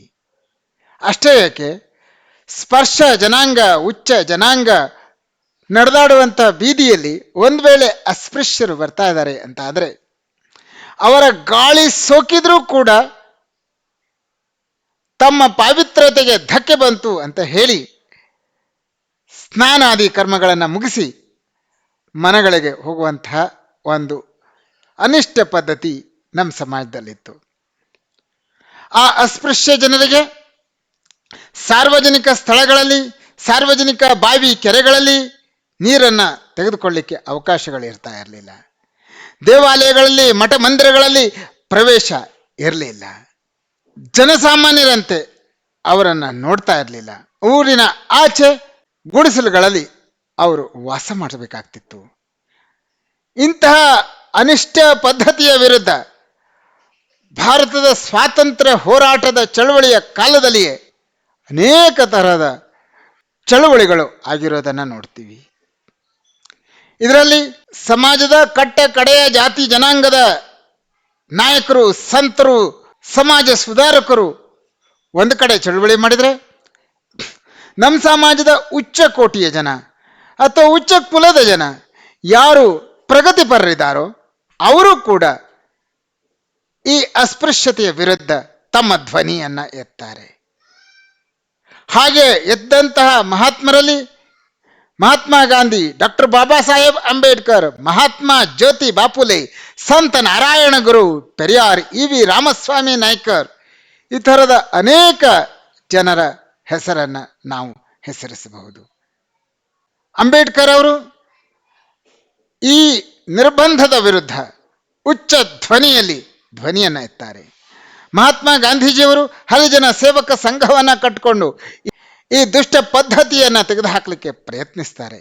ಮತ್ತೊಂದು ಕಡೆ ರಾಷ್ಟ್ರೀಯ ಸ್ವಯಂ ಸೇವಕ ಸಂಘದ ಸಂಸ್ಥಾಪಕ ಡಾಕ್ಟರ್ ಕೇಶವ್ ಬಲಿರಾಮ್ ಹೆಡ್ಗೇವಾರ್ ಅವರು ತಮ್ಮ ಅನುಯಾಯಿಗಳಿಗೆ ಹರಿಜನರು ಸೇರಿದಂತೆ ಎಲ್ಲ ಜಾತಿ ಜನಾಂಗದ ಜನರ ಮನೆಗಳಿಗೆ ಭೇಟಿ ಕೊಡಲಿಕ್ಕೆ ಹಾಗೂ ಅವರೆಲ್ಲರ ಮನೆಗಳಲ್ಲಿ ಊಟೋಪಚಾರವನ್ನು ಮಾಡಲಿಕ್ಕೆ ಕರೆ ಕೊಡ್ತಾರೆ. ಇವರದಂಥ ವಿಶಿಷ್ಟ ಪದ್ಧತಿಯಂಥ ಪ್ರಚಾರಕ್ ಎನ್ನುವಂತಹ ಪದ್ಧತಿಯಲ್ಲಿ ಜಾತಿ ಮತ ಭೇದವನ್ನು ಮಾಡದಂತೆಯೋ ಹಾಗೂ ಆ ಎಲ್ಲ ಪ್ರಚಾರಕರು ಹರಿಜನ ಗಿರಿಜನರ ಮನೆಗೂ ಹೋಗಿ ವಾಸ ಮಾಡುವಂತಹ ಮತ್ತು ಊಟ ಮಾಡುವಂತಹ ಒಂದು ಹೊಸ ಕ್ರಾಂತಿಗೆ ಇವರು ದಾರಿಯನ್ನು ಮಾಡಿಕೊಡ್ತಾರೆ. ಕೇವಲ RSS ಮಾತ್ರ ಅಲ್ಲ, ಈ ಸಮಾಜದಲ್ಲಿರುವಂತಹ ಅನೇಕ ಮಿಷನ್ಗಳು, ಉದಾಹರಣೆಗೆ ಡಿಪ್ರೆಸ್ ಕ್ಲಾಸ್ ಮಿಷನ್, ಅದು ಕೂಡ ಆವತ್ತಿನ ಅಸ್ಪೃಶ್ಯತೆಯ ವಿರುದ್ಧ ತನ್ನ ಹೋರಾಟದ ಅಸ್ತ್ರವನ್ನು ಝಳಪಿಸೋರೋದನ್ನು ನೋಡ್ತೀವಿ. ಸ್ನೇಹಿತರೆ, ದೇಶದಲ್ಲಿ 85% ಗುಡ್ಡಗಾಡು ಜನರು ಮಧ್ಯ ಭಾರತದಲ್ಲೇ ವಾಸವಾಗಿರೋದನ್ನು ನೋಡ್ತೀವಿ. ಪಶ್ಚಿಮ ತೀರದ ರಾಜಸ್ಥಾನ ಮತ್ತು ಗುಜರಾತ್ನಿಂದ ಹಿಡಿದು ಪೂರ್ವ ತೀರದಲ್ಲಿರುವಂತಹ ಪಶ್ಚಿಮ ಬಂಗಾಳ ಮತ್ತು ಒರಿಸ್ಸಾ ತನಕ ಈ ಜನ ಹರಡಿರೋದನ್ನು ನೋಡ್ತೀವಿ. ಅಂತಂದ್ರೆ ಮಧ್ಯಪ್ರದೇಶ್, ಜಾರ್ಖಂಡ್, ಛತ್ತೀಸ್ಗಢ, ರಾಜಸ್ಥಾನ್, ಗುಜರಾತ್, ಪಶ್ಚಿಮ ಬಂಗಾಳ, ಒರಿಸ್ಸಾ ಈ ಎಲ್ಲ ಪ್ರದೇಶಗಳಲ್ಲಿ ತುಂಬಾ ಹೆಚ್ಚಿನ ಪ್ರಮಾಣದಲ್ಲಿ ಗುಡ್ಡಗಾಡು ಜನಾಂಗ ವಾಸಿಸಿದೆ. ಇದಲ್ಲದೆ ಒಂದಿಷ್ಟು ಭಾಗ ಮಹಾರಾಷ್ಟ್ರದಲ್ಲೂ ಮತ್ತೊಂದಿಷ್ಟು ಭಾಗ ಆಂಧ್ರ ಪ್ರದೇಶದಲ್ಲೂ ಕೂಡ ಗುಡ್ಡಗಾಡು ಜನಾಂಗ ವಾಸ ಮಾಡ್ತಿರೋದನ್ನ ನೋಡ್ತೀವಿ. ಸ್ನೇಹಿತರೆ, ನಮ್ಮ ದೇಶದ ಈಶಾನ್ಯ ಭಾರತದಲ್ಲಿ ಬರುವಂಥ ಸಣ್ಣ ಪುಟ್ಟ ರಾಜ್ಯಗಳಂತ ಅಸ್ಸಾಂ, ಅರುಣಾಚಲ್ ಪ್ರದೇಶ್, ಮೇಘಾಲಯ, ಮಿಜೋರಾಂ, ನಾಗಾಲ್ಯಾಂಡ್ ಅಲ್ಲದೆ ಕೇಂದ್ರಾಡಳಿತ ಪ್ರದೇಶ ಅಂಡಮಾನ್ ನಿಕೋಬಾರ್ಗಳಲ್ಲೂ ಕೂಡ ಗುಡ್ಡಗಾಡು ಜನಾಂಗ ವಾಸ ಮಾಡಿರೋದನ್ನ ನಾವು ನೋಡ್ತೀವಿ. ಈ ಎಲ್ಲ ಗುಡ್ಡಗಾಡು ಜನಾಂಗಗಳು ಆಧುನಿಕ ನಾಗರಿಕ ಸಮಾಜದ ಸಂಪರ್ಕದ ಸ್ಪರ್ಶ ಇಲ್ಲದೆ ಗುಡ್ಡಗಾಡು ಜೀವನವನ್ನೇ ತಮ್ಮ ಸಾಮಾಜಿಕ ಜೀವನವಾಗಿ ರೂಪಿಸಿಕೊಂಡಿರೋದನ್ನು ನಾವು ನೋಡ್ತೀವಿ. ಆದರೆ ಇತ್ತೀಚಿನ ದಿನಗಳಲ್ಲಿ ಆಧುನಿಕತೆಯ ಗಾಳಿ ಈ ಸಮಾಜವನ್ನು ಪ್ರವೇಶಿಸಿರುವಂಥದ್ದು ಸಂತೋಷದ ಸಂಗತಿ. ಸ್ನೇಹಿತರೆ, ಪ್ರಾಚೀನ ಕಾಲದಲ್ಲಿ 6 ಕಿಲೋಮೀಟರ್ ಅದರಾಚೆ ಪ್ರಯಾಣ ಮಾಡುವಂಥದ್ದು ವಿದೇಶ ಅಥವಾ ಹೊರ ದೇಶಕ್ಕೆ ಅಥವಾ ಹೊರ ವಲಯಕ್ಕೆ ಪ್ರಯಾಣ ಮಾಡದಂತೆ ಭಾವಿಸ್ತಾ ಇದ್ರು. ಸಾಮಾನ್ಯವಾಗಿ ಪ್ರಾಚೀನ ಕಾಲದ ಸಮಾಜದ ಜನರು ಹಳ್ಳಿಯಿಂದ 8ರಿಂದ 16 ಕಿಲೋಮೀಟರ್ ತನಕದ ದೂರವನ್ನು ಬಿಟ್ಟು ಹೋಗ್ತಾ ಇರಲಿಲ್ಲ. ಒಂದು ವೇಳೆ ಯಾತ್ರೆಗೆ ಹೋಗೋದಿದ್ರೆ ಒಬ್ಬ ವ್ಯಕ್ತಿ ತಾನು ತನ್ನ ಊರನ್ನು ಬಿಡುವ ಮೊದಲು ಸ್ವಯಂ ಶ್ರಾದ್ದವನ್ನು ಮುಗಿಸಿ ತೀರ್ಥಯಾತ್ರೆಗೆ ಹೋಗ್ತಾ ಇದ್ದದ್ದನ್ನು ನಾವು ನೋಡ್ತೀವಿ. ಇಂದು ಪ್ರಯಾಣದ ಸವಲತ್ತುಗಳು ಹೆಚ್ಚಾಗಿದೆ. ವ್ಯಾಪಕವಾಗಿ ಜನ ದೇಶದ ಮೂಲೆ ಮೂಲೆಗಳನ್ನು ಸಂಪರ್ಕ ಮಾಡ್ತವೆ. ಹೀಗಾಗಿ ದೇಶದ ಬೇರೆ ಬೇರೆ ಕಡೆಗಳಿಂದ ಸಮಾಜದ ಸಾಮಾಜಿಕ ಜೀವನವನ್ನು ಅರ್ಥ ಮಾಡ್ಕೊಳ್ತಾ ಇದ್ದಾರೆ.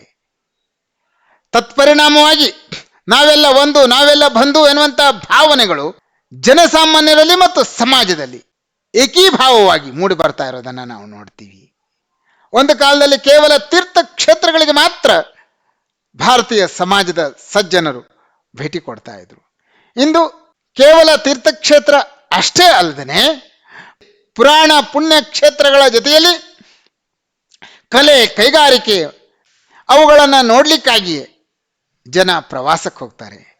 ಪ್ರಾಚೀನ, ಅವರಾಚೀನ, ಆಧುನಿಕ ಸ್ಮಾರಕಗಳನ್ನು ನೋಡಲಿಕ್ಕೆ ಬಹಳ ಜನ ದೇಶದ ಮೂಲೆ ಮೂಲೆಗಳಿಗೆ ಪ್ರಯಾಣ ಬೆಳೆಸ್ತಾರೆ. ಪ್ರವಾಸಿಗರಾಗಿ ಗುಜರಾತಿನ ಸರ್ದಾರ್ ಪಟೇಲ್ ಮೂರ್ತಿಯನ್ನು ನೋಡಲಿಕ್ಕೆ ಹೋಗೋದಲ್ದೇನೆ ಆಗ್ರಾದ ತಾಜ್ ಮಹಲ್ ಅನ್ನು ಕೂಡ ಭೇಟಿ ಕೊಡ್ತಾರೆ. ಅದಷ್ಟೇ ಅಲ್ಲ, ಭಾಂಕ್ರಾನಂಗಲ್, ಗಾಂಧಿ ಸಾಗರ, ಟ್ರಾಂಬೆ ಅಣುಶಕ್ತಿ ಸ್ಥಾವರ, ಕೈಗಾ ಅಣುಶಕ್ತಿ ಸ್ಥಾವರ ಈ ಥರದ ಅನೇಕ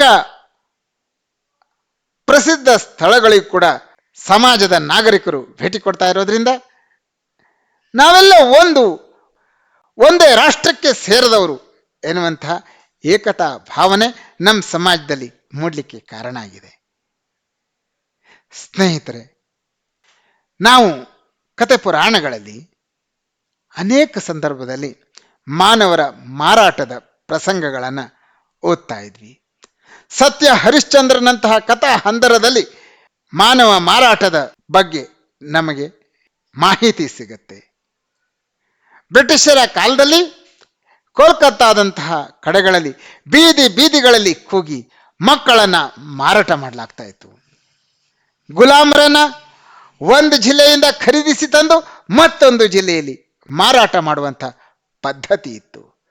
ಬ್ರಿಟಿಷ್ ಇಂಡಿಯಾದಲ್ಲಿ ಅಥವಾ ಬ್ರಿಟಿಷ್ ಭಾರತದಲ್ಲಿ ಸುಮಾರು 8ರಿಂದ 9 ದಶಲಕ್ಷದಷ್ಟು ಜನ ದಾಸ್ಯಕ್ಕೆ ಒಳಗಾಗಿದ್ರು ಅಂತ ಹೇಳಿ ಬ್ರಿಟಿಷ್ ಅಧಿಕಾರಿ ಸರ್ ಬಾರ್ಟರ್ ಫ್ರೇರೆ ತನ್ನ ಲೇಖನದಲ್ಲಿ ತಿಳಿಸೋದನ್ನು ನಾವು ನೋಡ್ತೀವಿ.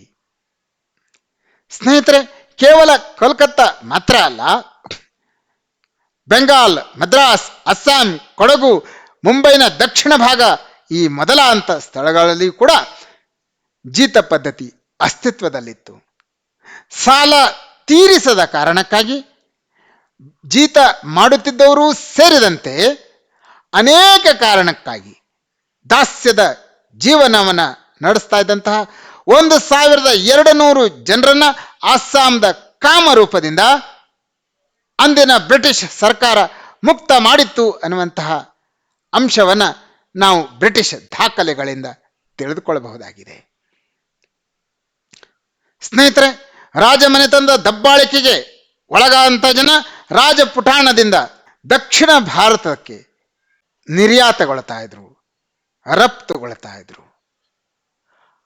ಅಂತಹ ಗುಲಾಮರನ್ನ ದಕ್ಷಿಣ ಭಾರತದಲ್ಲಿ ಅತಿ ಹೆಚ್ಚು ಬೆಲೆಯಲ್ಲಿ ಕೊಂಡುಕೊಳ್ತಾ ಇದ್ರು ಅನ್ನೋ ಕಾರಣಕ್ಕಾಗಿ ಅಂದಿನ ಮರಾಠ ಬ್ರಾಹ್ಮಣರು ಅವರನ್ನ ತಂದು ಮಾರಾಟ ಮಾಡ್ತಾ ಇದ್ರು ಅನ್ನುವಂಥ ಉಲ್ಲೇಖ ಭಾರತ ಸರ್ಕಾರ ಪ್ರಕಟಿಸಿದ ಭಾರತದ ಗೆಜಿಟಿಯರ್, ಭಾರತದ ದೇಶಕೋಶ ಸಂಪುಟ 2ರಲ್ಲಿ ಇರೋದನ್ನ ನೋಡಿದ್ರೆ ಅಂದಿನ ಕಾಲದಲ್ಲಿ ದಾಸ್ಯದ ಜೀವನ ಎಷ್ಟು ದೊಡ್ಡದಾಗಿತ್ತು ಅನ್ನುವಂಥದ್ದು ನಮಗೆ ಅರ್ಥವಾಗುತ್ತೆ.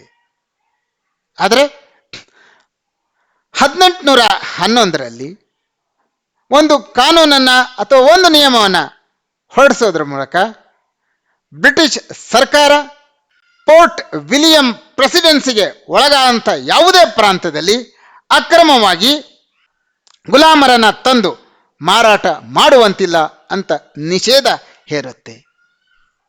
ಹಾಗೂ ಗುಲಾಮರನ್ನ ಒಂದು ಜಿಲ್ಲೆಯಿಂದ ಖರೀದಿಸಿ ಮತ್ತೊಂದು ಜಿಲ್ಲೆಯಲ್ಲಿ ಮಾರಾಟ ಮಾಡುವುದನ್ನು ದಂಡನೀಯ ಅಪರಾಧ ಅಂತ ಸಾರುತ್ತೆ. ಆದರೂ ಕೂಡ 1832ರ ಸಮಯದಲ್ಲೂ ಈ ಎಲ್ಲ ನಿಯಮ ಕಟ್ಟಳೆಗಳನ್ನು ಮೀರಿ ಬಹಿರಂಗವಾಗಿ ಉಲ್ಲಂಘಿಸಿ ಬೀದಿ ಬೀದಿಗಳಲ್ಲಿ ಕೂಗಿ ಕೂಗಿ ಮಕ್ಕಳನ್ನು ಮಾರಾಟ ಮಾಡ್ತಿರುವಂಥ ದೃಶ್ಯ ಕೋಲ್ಕತ್ತಾದಲ್ಲಿ ನೋಡಬಹುದಾಗಿತ್ತು. ಸ್ನೇಹಿತರೆ, 1843ರ ಕಾಯ್ದೆಯ ಅನ್ವಯ ಗುಲಾಮರ ಒಡೆತನದ ಬಗೆಗಿನ ಬೇಡಿಕೆಗಳನ್ನು ಯಾವುದೇ ನಾಗರಿಕ ನ್ಯಾಯಾಲಯಗಳು ಗಮನಕ್ಕೆ ತೆಗೆದುಕೊಳ್ಳಬಾರದು ಅನ್ನೋದಾಗಿ ಸಾರಲಾಗತ್ತೆ. ಹೀಗಾಗಿ ದಾಸ್ಯತ್ವದ ಮೇಲೆ ಯಜಮಾನ ಹೊಂದಿರುವಂತಹ ಹಕ್ಕು ನಷ್ಟವಾಗುತ್ತೆ. ಸಮಾಜದಲ್ಲಿ ಈ ಅನಿಷ್ಟ ಪದ್ಧತಿಯ ಉಚ್ಚಾಟನೆ ಮಾಡಲಿಕ್ಕೆ ಅದೊಂದು ನಾಂದಿಯನ್ನು ಹಾಡುತ್ತೆ. 1860ರಲ್ಲಿ ಹೊರಡಿಸಲಾದಂತಹ ಕಾನೂನಿನ ಪ್ರಕಾರ ಬ್ರಿಟಿಷ್ ಸಾಮ್ರಾಜ್ಯದಲ್ಲಿ ಅಥವಾ ಬ್ರಿಟಿಷ್ ಭಾರತದಲ್ಲಿ ಗುಲಾಮರ ಎಲ್ಲ ತರಹದ ವ್ಯಾಪಾರ ಹಾಗೂ ಗುಲಾಮರನ್ನ ಮನೆಯಲ್ಲಿ ಹೊಂದುವಂತಹದ್ದು ಸಂಪೂರ್ಣವಾಗಿ ನಿಷೇಧಿಸಲಾಗತ್ತೆ. ಸ್ನೇಹಿತರೆ, ನಮ್ಮ ಸಮಾಜದ ಇನ್ನೊಂದು ವಿಚಿತ್ರ ಪದ್ಧತಿ ಅಂತಂದರೆ ಅದು ಬಾಲ್ಯ ವಿವಾಹ. 1860ರಲ್ಲಿ ಜಾರಿಗೆ ತಂದಂತಹ ಕಾಯ್ದೆಯ ಪ್ರಕಾರ ಕನ್ಯೆಯರ ಮದುವೆಯ ವಯಸ್ಸನ್ನು ಆ ಕಾಲದಲ್ಲಿ 10 ವರ್ಷಕ್ಕೆ ಏರಿಸಲಾಗುತ್ತೆ. ಬಹುಶಃ 1860ರ ಕಾನೂನೇ ಬಾಲ್ಯ ವಿವಾಹಕ್ಕೆ ಸಂಬಂಧಪಟ್ಟಂತೆ ಇರುವಂತಹ ಮೊದಲ ಹೆಜ್ಜೆ ಅಂತ ಹೇಳಬಹುದು. 1891ರಲ್ಲಿ ಮದುವೆಗೆ ಸಮ್ಮತಿಸುವ ವಯಸ್ಸನ್ನು ಕನ್ಯೆಯರಿಗೆ 12 ವರ್ಷಕ್ಕೆ ಹೆಚ್ಚಿಸಲಾಗುತ್ತೆ. 1925ರಲ್ಲಿ ಬಂದಂತಹ ಕಾನೂನಿನ ಪ್ರಕಾರ ವಿವಾಹಕ್ಕೆ ಬಾಲಿಕೆಯರ ವಿಷಯದಲ್ಲಿ ಇದ್ದಂತಹ ಮದುವೆಯ ವಯಸ್ಸನ್ನು 13ಕ್ಕೆ ನಿಶ್ಚಯಿಸಿ ಪುರುಷರಲ್ಲಿ ಈ ಮದುವೆಯ ವಯಸ್ಸನ್ನು 14ಕ್ಕೆ ಏರಿಸಲಾಗುತ್ತೆ. ಸ್ನೇಹಿತರೆ, ರಾಯ್ ಸಾಹೇಬ್ ಹರವಿಲಾಸ್ ಶಾರದಾ ಇತಿಹಾಸದಲ್ಲಿ ಪ್ರಮುಖವಾದಂಥ ಹೆಸರು. ಇವರ ಹೆಸರಿನಲ್ಲಿಯೇ ಪ್ರಸಿದ್ಧವಾಗುತ್ತೆ 1929ರಲ್ಲಿ ಅಂಗೀಕೃತವಾದಂಥ ಬಾಲ್ಯ ವಿವಾಹ ಪ್ರತಿಬಂಧಕ ಕಾಯ್ದೆ. ಅದರ ಹೆಸರು ಶಾರದಾ ವಿಧೇಯಕ. ಅದರ ಪ್ರಕಾರ ಮದುವೆಗೆ ತಕ್ಕ ವಧುವಿನ ವಯಸ್ಸು ಎಷ್ಟು ಅಂತಂದ್ರೆ 14 ವರ್ಷ, ಅದಕ್ಕಿಂತ ಕಡಿಮೆ ಇರಬಾರದು. ಹಾಗೂ ವರನ ವಯಸ್ಸು, ಮದುವೆಯ ಗಂಡಿನ ವಯಸ್ಸು 18ಕ್ಕಿಂತ ಕಡಿಮೆ ಇದ್ದರೆ ಅಂತಹ ಮದುವೆಗೆ ಕಾರಣರಾದವರನ್ನ ಶಿಕ್ಷಿಸುವಂತೆ ದಿಗ್ಬಂಧನಗಳನ್ನು ಶಾರದಾ ವಿಧೇಯಕ ಹೇರುತ್ತೆ. 1930ರಲ್ಲಿ ಶಾರದಾ ವಿಧೇಯಕವನ್ನು ಜಾರಿಗೆ ತರಲಾಗುತ್ತೆ. ಹಾಗಾದರೆ ನಮ್ಮ ಸಮಾಜದಲ್ಲಿ ಬಾಲ್ಯ ವಿವಾಹ ಕಡಿಮೆ ಆಯ್ತಾ ಅಂತ ಕೇಳಿದರೆ ಖಂಡಿತವಾಗಿಯೂ ಇಲ್ಲ. 1931ರಲ್ಲಿ ದೇಶದಾದ್ಯಂತ ನಡೆದಂತಹ ಜನಗಣತಿಯ ಅಂಕಿ ಅಂಶಗಳನ್ನು ನೋಡಿದರೆ ಸಮಾಜದಲ್ಲಿ ಬಾಲ್ಯ ವಿವಾಹ ನಡೀತಾ ಇತ್ತು. ಶಾರದಾ ಕಾಯ್ದೆಯನ್ನ ಅದು ಧರ್ಮ ವಿರೋಧಿ ಅಂತ ಇಡೀ ಸಮಾಜವೇ ಪರಿಗಣಿಸಿತ್ತು. ಹೀಗಾಗಿ ಕಾನೂನನ್ನು ಜಾರಿಗೊಳಿಸಲಿಕ್ಕೆ ಸಾಧ್ಯ ಆಗಿರಲಿಲ್ಲ. ಜನಸಾಮಾನ್ಯರು ಆ ಕಾಯ್ದೆಯ ವಿರುದ್ಧವಂಥ ಅಭಿಪ್ರಾಯಗಳನ್ನು ಹೊಂದಿರೋದ್ರಿಂದ ಬಾಲ್ಯ ವಿವಾಹಗಳನ್ನು ತಮ್ಮ ಮಕ್ಕಳಿಗೆ ಮಾಡಿಸ್ತಾ ಇದ್ರು.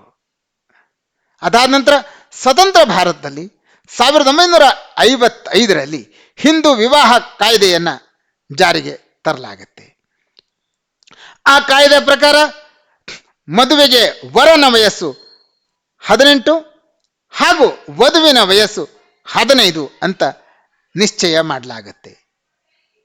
ಕಾಲಾನಂತರದಲ್ಲಿ ಇಡೀ ಸಮಾಜದಲ್ಲಿ ಆದಂತಹ ಶೈಕ್ಷಣಿಕ ಬದಲಾವಣೆ, ಅವಿಭಕ್ತ ಕುಟುಂಬಗಳ ವಿಭಜನೆ, ಆರ್ಥಿಕ ಪರಿಸ್ಥಿತಿಯ ಸಂಕಷ್ಟಗಳು, ಈ ಮೊದಲಾದಂಥ ಕಾರಣಗಳಿಗಾಗಿ ಸಮಾಜದಲ್ಲಿ ಮದುವೆಯ ವಯಸ್ಸು ತನ್ನಿಂದ ತಾನೇ ಅದು ಹೆಚ್ಚಾಗ್ತಾ ಹೋಗೋದನ್ನು ನಾವು ನೋಡ್ತೀವಿ. ಅನೇಕ ಸಮಾಜದ ಮೇಲ್ವರ್ಗದ ಜಾತಿ ಜನಾಂಗದ ಸಜ್ಜನರು ತಮ್ಮ ಮಕ್ಕಳ ಮದುವೆಯನ್ನು ತಡಮಾಗಿ ಮಾಡೋದನ್ನು ನೋಡಿ ಕೆಳವು ಜಾತಿಯ ಜನರು ಕೂಡ ಅದನ್ನೇ ಆದರ್ಶವಾಗಿ ತೆಗೆದುಕೊಂಡು ಸಮಾಜದಲ್ಲಿ ಮದುವೆಯ ವಯಸ್ಸನ್ನು ಹೆಚ್ಚಿಸ್ತಾ ಹೋಗಿರೋದನ್ನು ನಾವು ನಮ್ಮ ಸಮಾಜದಲ್ಲಿ ನೋಡ್ತೀವಿ. ಸ್ನೇಹಿತರೆ, ನಮ್ಮ ಸಮಾಜದ ಸೊಸೈಟಿಯ ಡೈನಮಿಕ್ಸ್ಗಳಂತಂದರೆ ವಿವಾಹ, ಅವಿಭಕ್ತ ಕುಟುಂಬ, ಜಾತಿ ಪದ್ಧತಿ, ಈ ಮೊದಲಾದವುಗಳನ್ನು ನಾವು ನೋಡಬಹುದು. ಸ್ನೇಹಿತರೆ, ನಮ್ಮ ಸಮಾಜದ ಒಂದು ದೊಡ್ಡ ಡೈನಮಿಕ್ ಕ್ರಿಯಾಶೀಲತೆ ಅಂತಂದರೆ ಅದು ಅವಿಭಕ್ತ ಕುಟುಂಬ. 1930ರಲ್ಲಿ ಅಂಗೀಕರಿಸಲಾದಂಥ ಶೈಕ್ಷಣಿಕ ಲಾಭಗಳ ಕಾಯ್ದೆಯ ಪರಿಣಾಮವಾಗಿ ನಮ್ಮ ಸಮಾಜದಲ್ಲಿರುವಂತಹ ಅವಿಭಕ್ತ ಕುಟುಂಬ ಸಾಮುದಾಯಿಕ ಬಾಳುವೆಯ ತಳಹದಿ ದುರ್ಬಲವಾಯಿತು ಅಂತಂದರೆ ತಪ್ಪಾಗಲಿಕ್ಕಿಲ್ಲ. ಅನೇಕ ಉನ್ನತ ಶಿಕ್ಷಣವನ್ನು ಪಡೆದಂತಹ ಯುವಕರು ಸ್ವಯಂ ಸಂಪಾದನೆಗಾಗಿ ಬೇರೆ ಬೇರೆ ಕಡೆಗೆ ಹೋಗಬೇಕಾದ್ದರಿಂದ ಅವಿಭಕ್ತ ಕುಟುಂಬ ಒಂದು ಥರದಲ್ಲಿ ಒಡಿಲಿಕ್ಕೆ ಪ್ರಾರಂಭವಾಗತ್ತೆ. ಅಷ್ಟೇ ಅಲ್ಲ, ವಾರಸುದಾರಿಕೆ, ಮಹಿಳೆಯರ ವಿವಾಹದ ಹಕ್ಕುಗಳ ಸಂಬಂಧಪಟ್ಟಂಥ ಕಾನೂನುಗಳು ಅವಿಭಕ್ತ ಕುಟುಂಬದ ಮೇಲೆ ಭಾರಿ ಪರಿಣಾಮವನ್ನು ಬೀರುತ್ತೆ. ಹಿಂದೂ ಕಾಯ್ದೆಯ ಅಡಿಯಲ್ಲಿ ನ್ಯಾಯದಾನ ಮಾಡುವಾಗ ಆಸ್ತಿ ವಿಭಜನೆ, ಅದರಲ್ಲಿಯೂ ಪಿತ್ರಾರ್ಜಿತ ಆಸ್ತಿಯ ಪಾಲನ್ನು ನೀಡುವಂತಹ ಸಂದರ್ಭ ಬಂದಾಗ ಅವಿಭಕ್ತ ಕುಟುಂಬಗಳು ಶಿಥಿಲವಾಗಲಿಕ್ಕೆ ಆರಂಭವಾಗ್ತವೆ. ಮಹಿಳೆ ಸ್ವತಂತ್ರ ವ್ಯಕ್ತಿತ್ವವನ್ನು ಬೆಳೆಸ್ಕೊಂಡಂತೆ ಅವಳ ವ್ಯಕ್ತಿತ್ವ ಅನೇಕ ಸಲ ಸ್ವತಂತ್ರವಾಗಿ ಚಿಂತನೆಗೆ ಒಳಗಾದಂತೆ ಕುಟುಂಬಗಳು ಒಡಿಲಿಕ್ಕೆ ಪ್ರಾರಂಭವಾಗ್ತವೆ. ಪ್ರತ್ಯೇಕವಾದಂಥ ಕುಟುಂಬಗಳ ರಚನೆಗೆ ಅದು ದಾರಿಯಾಗುತ್ತೆ.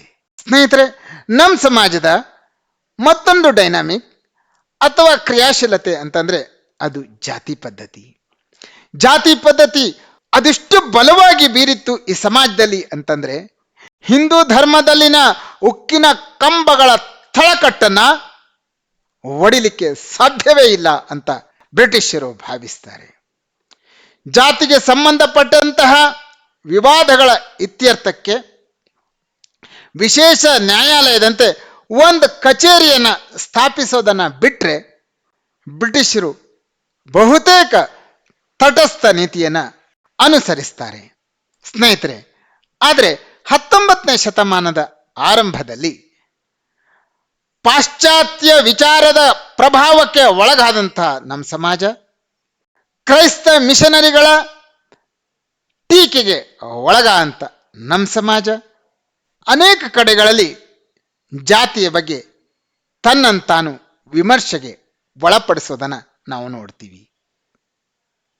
ಕೋಲ್ಕತ್ತಾದ ಹಿಂದೂ ಕಾಲೇಜು, ವೈದ್ಯಕೀಯ ಕಾಲೇಜಿನ ವಿದ್ಯಾರ್ಥಿಗಳಲ್ಲಿ ನಮ್ಮ ಸಮಾಜದಲ್ಲಿದ್ದಂತಹ ಜಾತಿಯ ಬಗ್ಗೆ ಹಾಗೂ ಆ ಜಾತಿಯ ಪದ್ಧತಿಯ ಬಗ್ಗೆ ಉಗ್ರವಾದಂಥ ವಿಮರ್ಶೆ ನಡೆಯುತ್ತೆ. ಹೆನ್ರಿ ವಿವಿಯನ್ ಧಿರೋಜಿಯವರ ಚಿಂತನೆಗಳು ಹಿಂದೂ ಕಾಲೇಜಿನ ವಿದ್ಯಾರ್ಥಿಗಳ ಯುವ ಮನಸ್ಸನ್ನು ಏನು ತಟ್ಟುತ್ತವೆ, ಅವು ಯಂಗ್ ಬಂಗಾಲ್ ಮೂವ್ಮೆಂಟ್ ರೂಪದಲ್ಲಿ ಅಂದಿನ ದಿನಗಳಲ್ಲಿ ಕೋಲ್ಕತ್ತಾದಲ್ಲಿ ಕ್ರಾಂತಿಕಾರಕವಾದಂಥ ವಿಚಾರವನ್ನು ಪಸರಿಸುವಲ್ಲಿ ಬಹಳ ದೊಡ್ಡ ಪಾತ್ರವನ್ನು ವಹಿಸುತ್ತೆ. ಅದು ನಮ್ಮ ಸಮಾಜದಲ್ಲಿರುವಂತಹ ಅನೇಕ ಅನಿಷ್ಟ ಪದ್ಧತಿಗಳ ಬಗ್ಗೆ ಧ್ವನಿಯನ್ನು ಎತ್ತುತ್ತೆ. ಹಾಗೆ ಧ್ವನಿಯನ್ನು ಎತ್ತುವಾಗ ಜಾತಿ ಪದ್ಧತಿಯ ವಿರುದ್ಧವೂ ಕೂಡ ಅಂದಿನ ಆ ಯುವ ಸಮಾಜ ಹಾಗೂ ಯುವ ಸಮುದಾಯ ಧ್ವನಿ ಎತ್ತೋದನ್ನು ನಾವು ನೋಡ್ತೀವಿ. ಸ್ನೇಹಿತರೆ, ಜಾತಿ ಪದ್ಧತಿಯ ಮೇಲೆ ನೇರವಾಗಿ ಪರಿಣಾಮ ಬೀರಿದಂತಹ ಒಂದು ಶಾಸನ ಅಂತಂದರೆ ಜಾತಿ ದೌರ್ಜನ್ಯ ನಿವಾರಣಾ ಕಾಯ್ದೆ 1850. ಈ ಕಾಯ್ದೆ ಪ್ರಕಾರ ನಮ್ಮ ಸಮಾಜದಲ್ಲಿರುವಂಥ ಯಾವುದೇ ವ್ಯಕ್ತಿ ಜಾತಿ ಬಾಹಿರನಾದ ಅನ್ನುವಂಥ ಕಾರಣಕ್ಕಾಗಿ ಪಿತ್ರಾರ್ಜಿತ ಆಸ್ತಿಯ ಮೇಲೆ ಹಕ್ಕನ್ನು ಕಳೆದುಕೊಳ್ಳುವುದಿಲ್ಲ ಅನ್ನೋದಾಗಿ ಘೋಷಿಸಲಾಗುತ್ತೆ. ಹೀಗಾಗಿ ರೂಢಿಗತವಾಗಿ ಬಂದಂತಹ ಅನೇಕ ಹಕ್ಕುಗಳು ಅವನಿಗೆ ಸಿಗ್ತವೆ. ತತ್ಪರಿಣಾಮವಾಗಿ ಜಾತಿ ಬಾಹಿರನಾಗಲಿಕ್ಕೆ ಅಥವಾ ಜಾತಿಯನ್ನು ಬಿಟ್ಟು ಆಚೆಗೆ ಚಿಂತನೆ ಮಾಡಲಿಕ್ಕೆ ವ್ಯಕ್ತಿಗೆ ಒಂದು ತರಹದ ಸ್ವಾತಂತ್ರ್ಯ ಸಿಕ್ತು ಅಂತಂದ್ರೆ ಅದು ಅತಿಶಯೋಕ್ತಿಯಲ್ಲ. ಅದೇ ರೀತಿ ಬ್ರಾಹ್ಮಣರಿಗೆ ಮರಣದಂಡನೆಯಿಂದ ಇದ್ದಂಥ ಸಂರಕ್ಷಣೆಗಳನ್ನು ಆ ಕಾಲದಲ್ಲಿ ತೆಗೆದುಹಾಕಲಾಗುತ್ತೆ. ಇಂಗ್ಲಿಷ್ ಶಿಕ್ಷಣ ಪದ್ಧತಿ ಸಮಾಜದಲ್ಲಿ ಬೆಳೀತಾ ಬರುವಂತೆ ಔದ್ಯಮಿಕ ಬೆಳವಣಿಗೆಗಳು ನಮ್ಮ ಸಮಾಜದಲ್ಲಿ ಕಾಣ್ತಾ ಇರುವಂತೆ ಸಮಾಜದಲ್ಲಿ ಬದಲಾವಣೆಯ ಗಾಳಿಯನ್ನು ಬೀಸೋದನ್ನು ನಾವು ನೋಡ್ತೀವಿ. ಸಮುದ್ರದಾಚೆಯ ಪಾಶ್ಚಾತ್ಯ ರಾಷ್ಟ್ರಗಳಿಗೆ ಸಮುದ್ರಯಾನ ಮಾಡುವಂತಹದ್ದು ತಪ್ಪಲ್ಲ ಅನ್ನುವಂಥ ಒಂದು ಹೊಸ ವಿಧಾನ ನಮ್ಮ ಸಮಾಜದಲ್ಲಿ ಹುಟ್ಟುಕೊಳ್ಳುತ್ತೆ. ಬಟ್ಟೆಯನ್ನು ಧರಿಸಬೇಕಿದ್ರೆ ಚರ್ಮದ ಬೆಲ್ಟನ್ನು ಧರಿಸುವಂಥದ್ದು, ಫುಟ್ಬಾಲ್ ಆಡಬೇಕಿದ್ರೆ ಚರ್ಮದಿಂದ ಕೂಡಿದಂತಹ ಕಾಲ್ ಚೆಂಡನ್ನು ಒದಿಯುವಂತಹದ್ದು ಅದು ತಪ್ಪಲ್ಲ ಅನ್ನುವಂಥ ಮನೋಭಾವ ನಮ್ಮ ಸಮಾಜದ ಒಳಗೆ ಪ್ರವೇಶ ಮಾಡುತ್ತೆ. ಬಿಸ್ಕೆಟ್ಟು, ಐಸ್ ಕ್ರೀಮ್, ಐಸ್ ಹಾಕಿರುವಂತಹ ತಂಪು ಪಾನೀಯಗಳು ಕುಡಿಯುವಂತಹ ತಿನ್ನುವಂತಹ ಒಂದು ವಾತಾವರಣ ನಮ್ಮ ಸಮಾಜದಲ್ಲಿ ಬೆಳೆದು ಬರುತ್ತೆ. ಅದು ನಿಧಾನವಾಗಿ ತಮ್ಮ ಜಾತಿಯವರಲ್ಲದ ಬೇರೆ ಜಾತಿ ಜನಾಂಗದವರು ತಯಾರಿ ಮಾಡಿದಂತಹ ತಂಪು ಪಾನೀಯಗಳನ್ನು ಕುಡಿಲಿಕ್ಕೂ ಕೂಡ ಈ ಸಮಾಜದ ಸದಸ್ಯರಿಗೆ ಅವಕಾಶಗಳು ಸಿಗುತ್ತೆ ಹಾಗೂ ಅದನ್ನು ಆ ಮನಸ್ಸುಗಳು ಒಪ್ಪಿಕೊಳ್ತವೆ.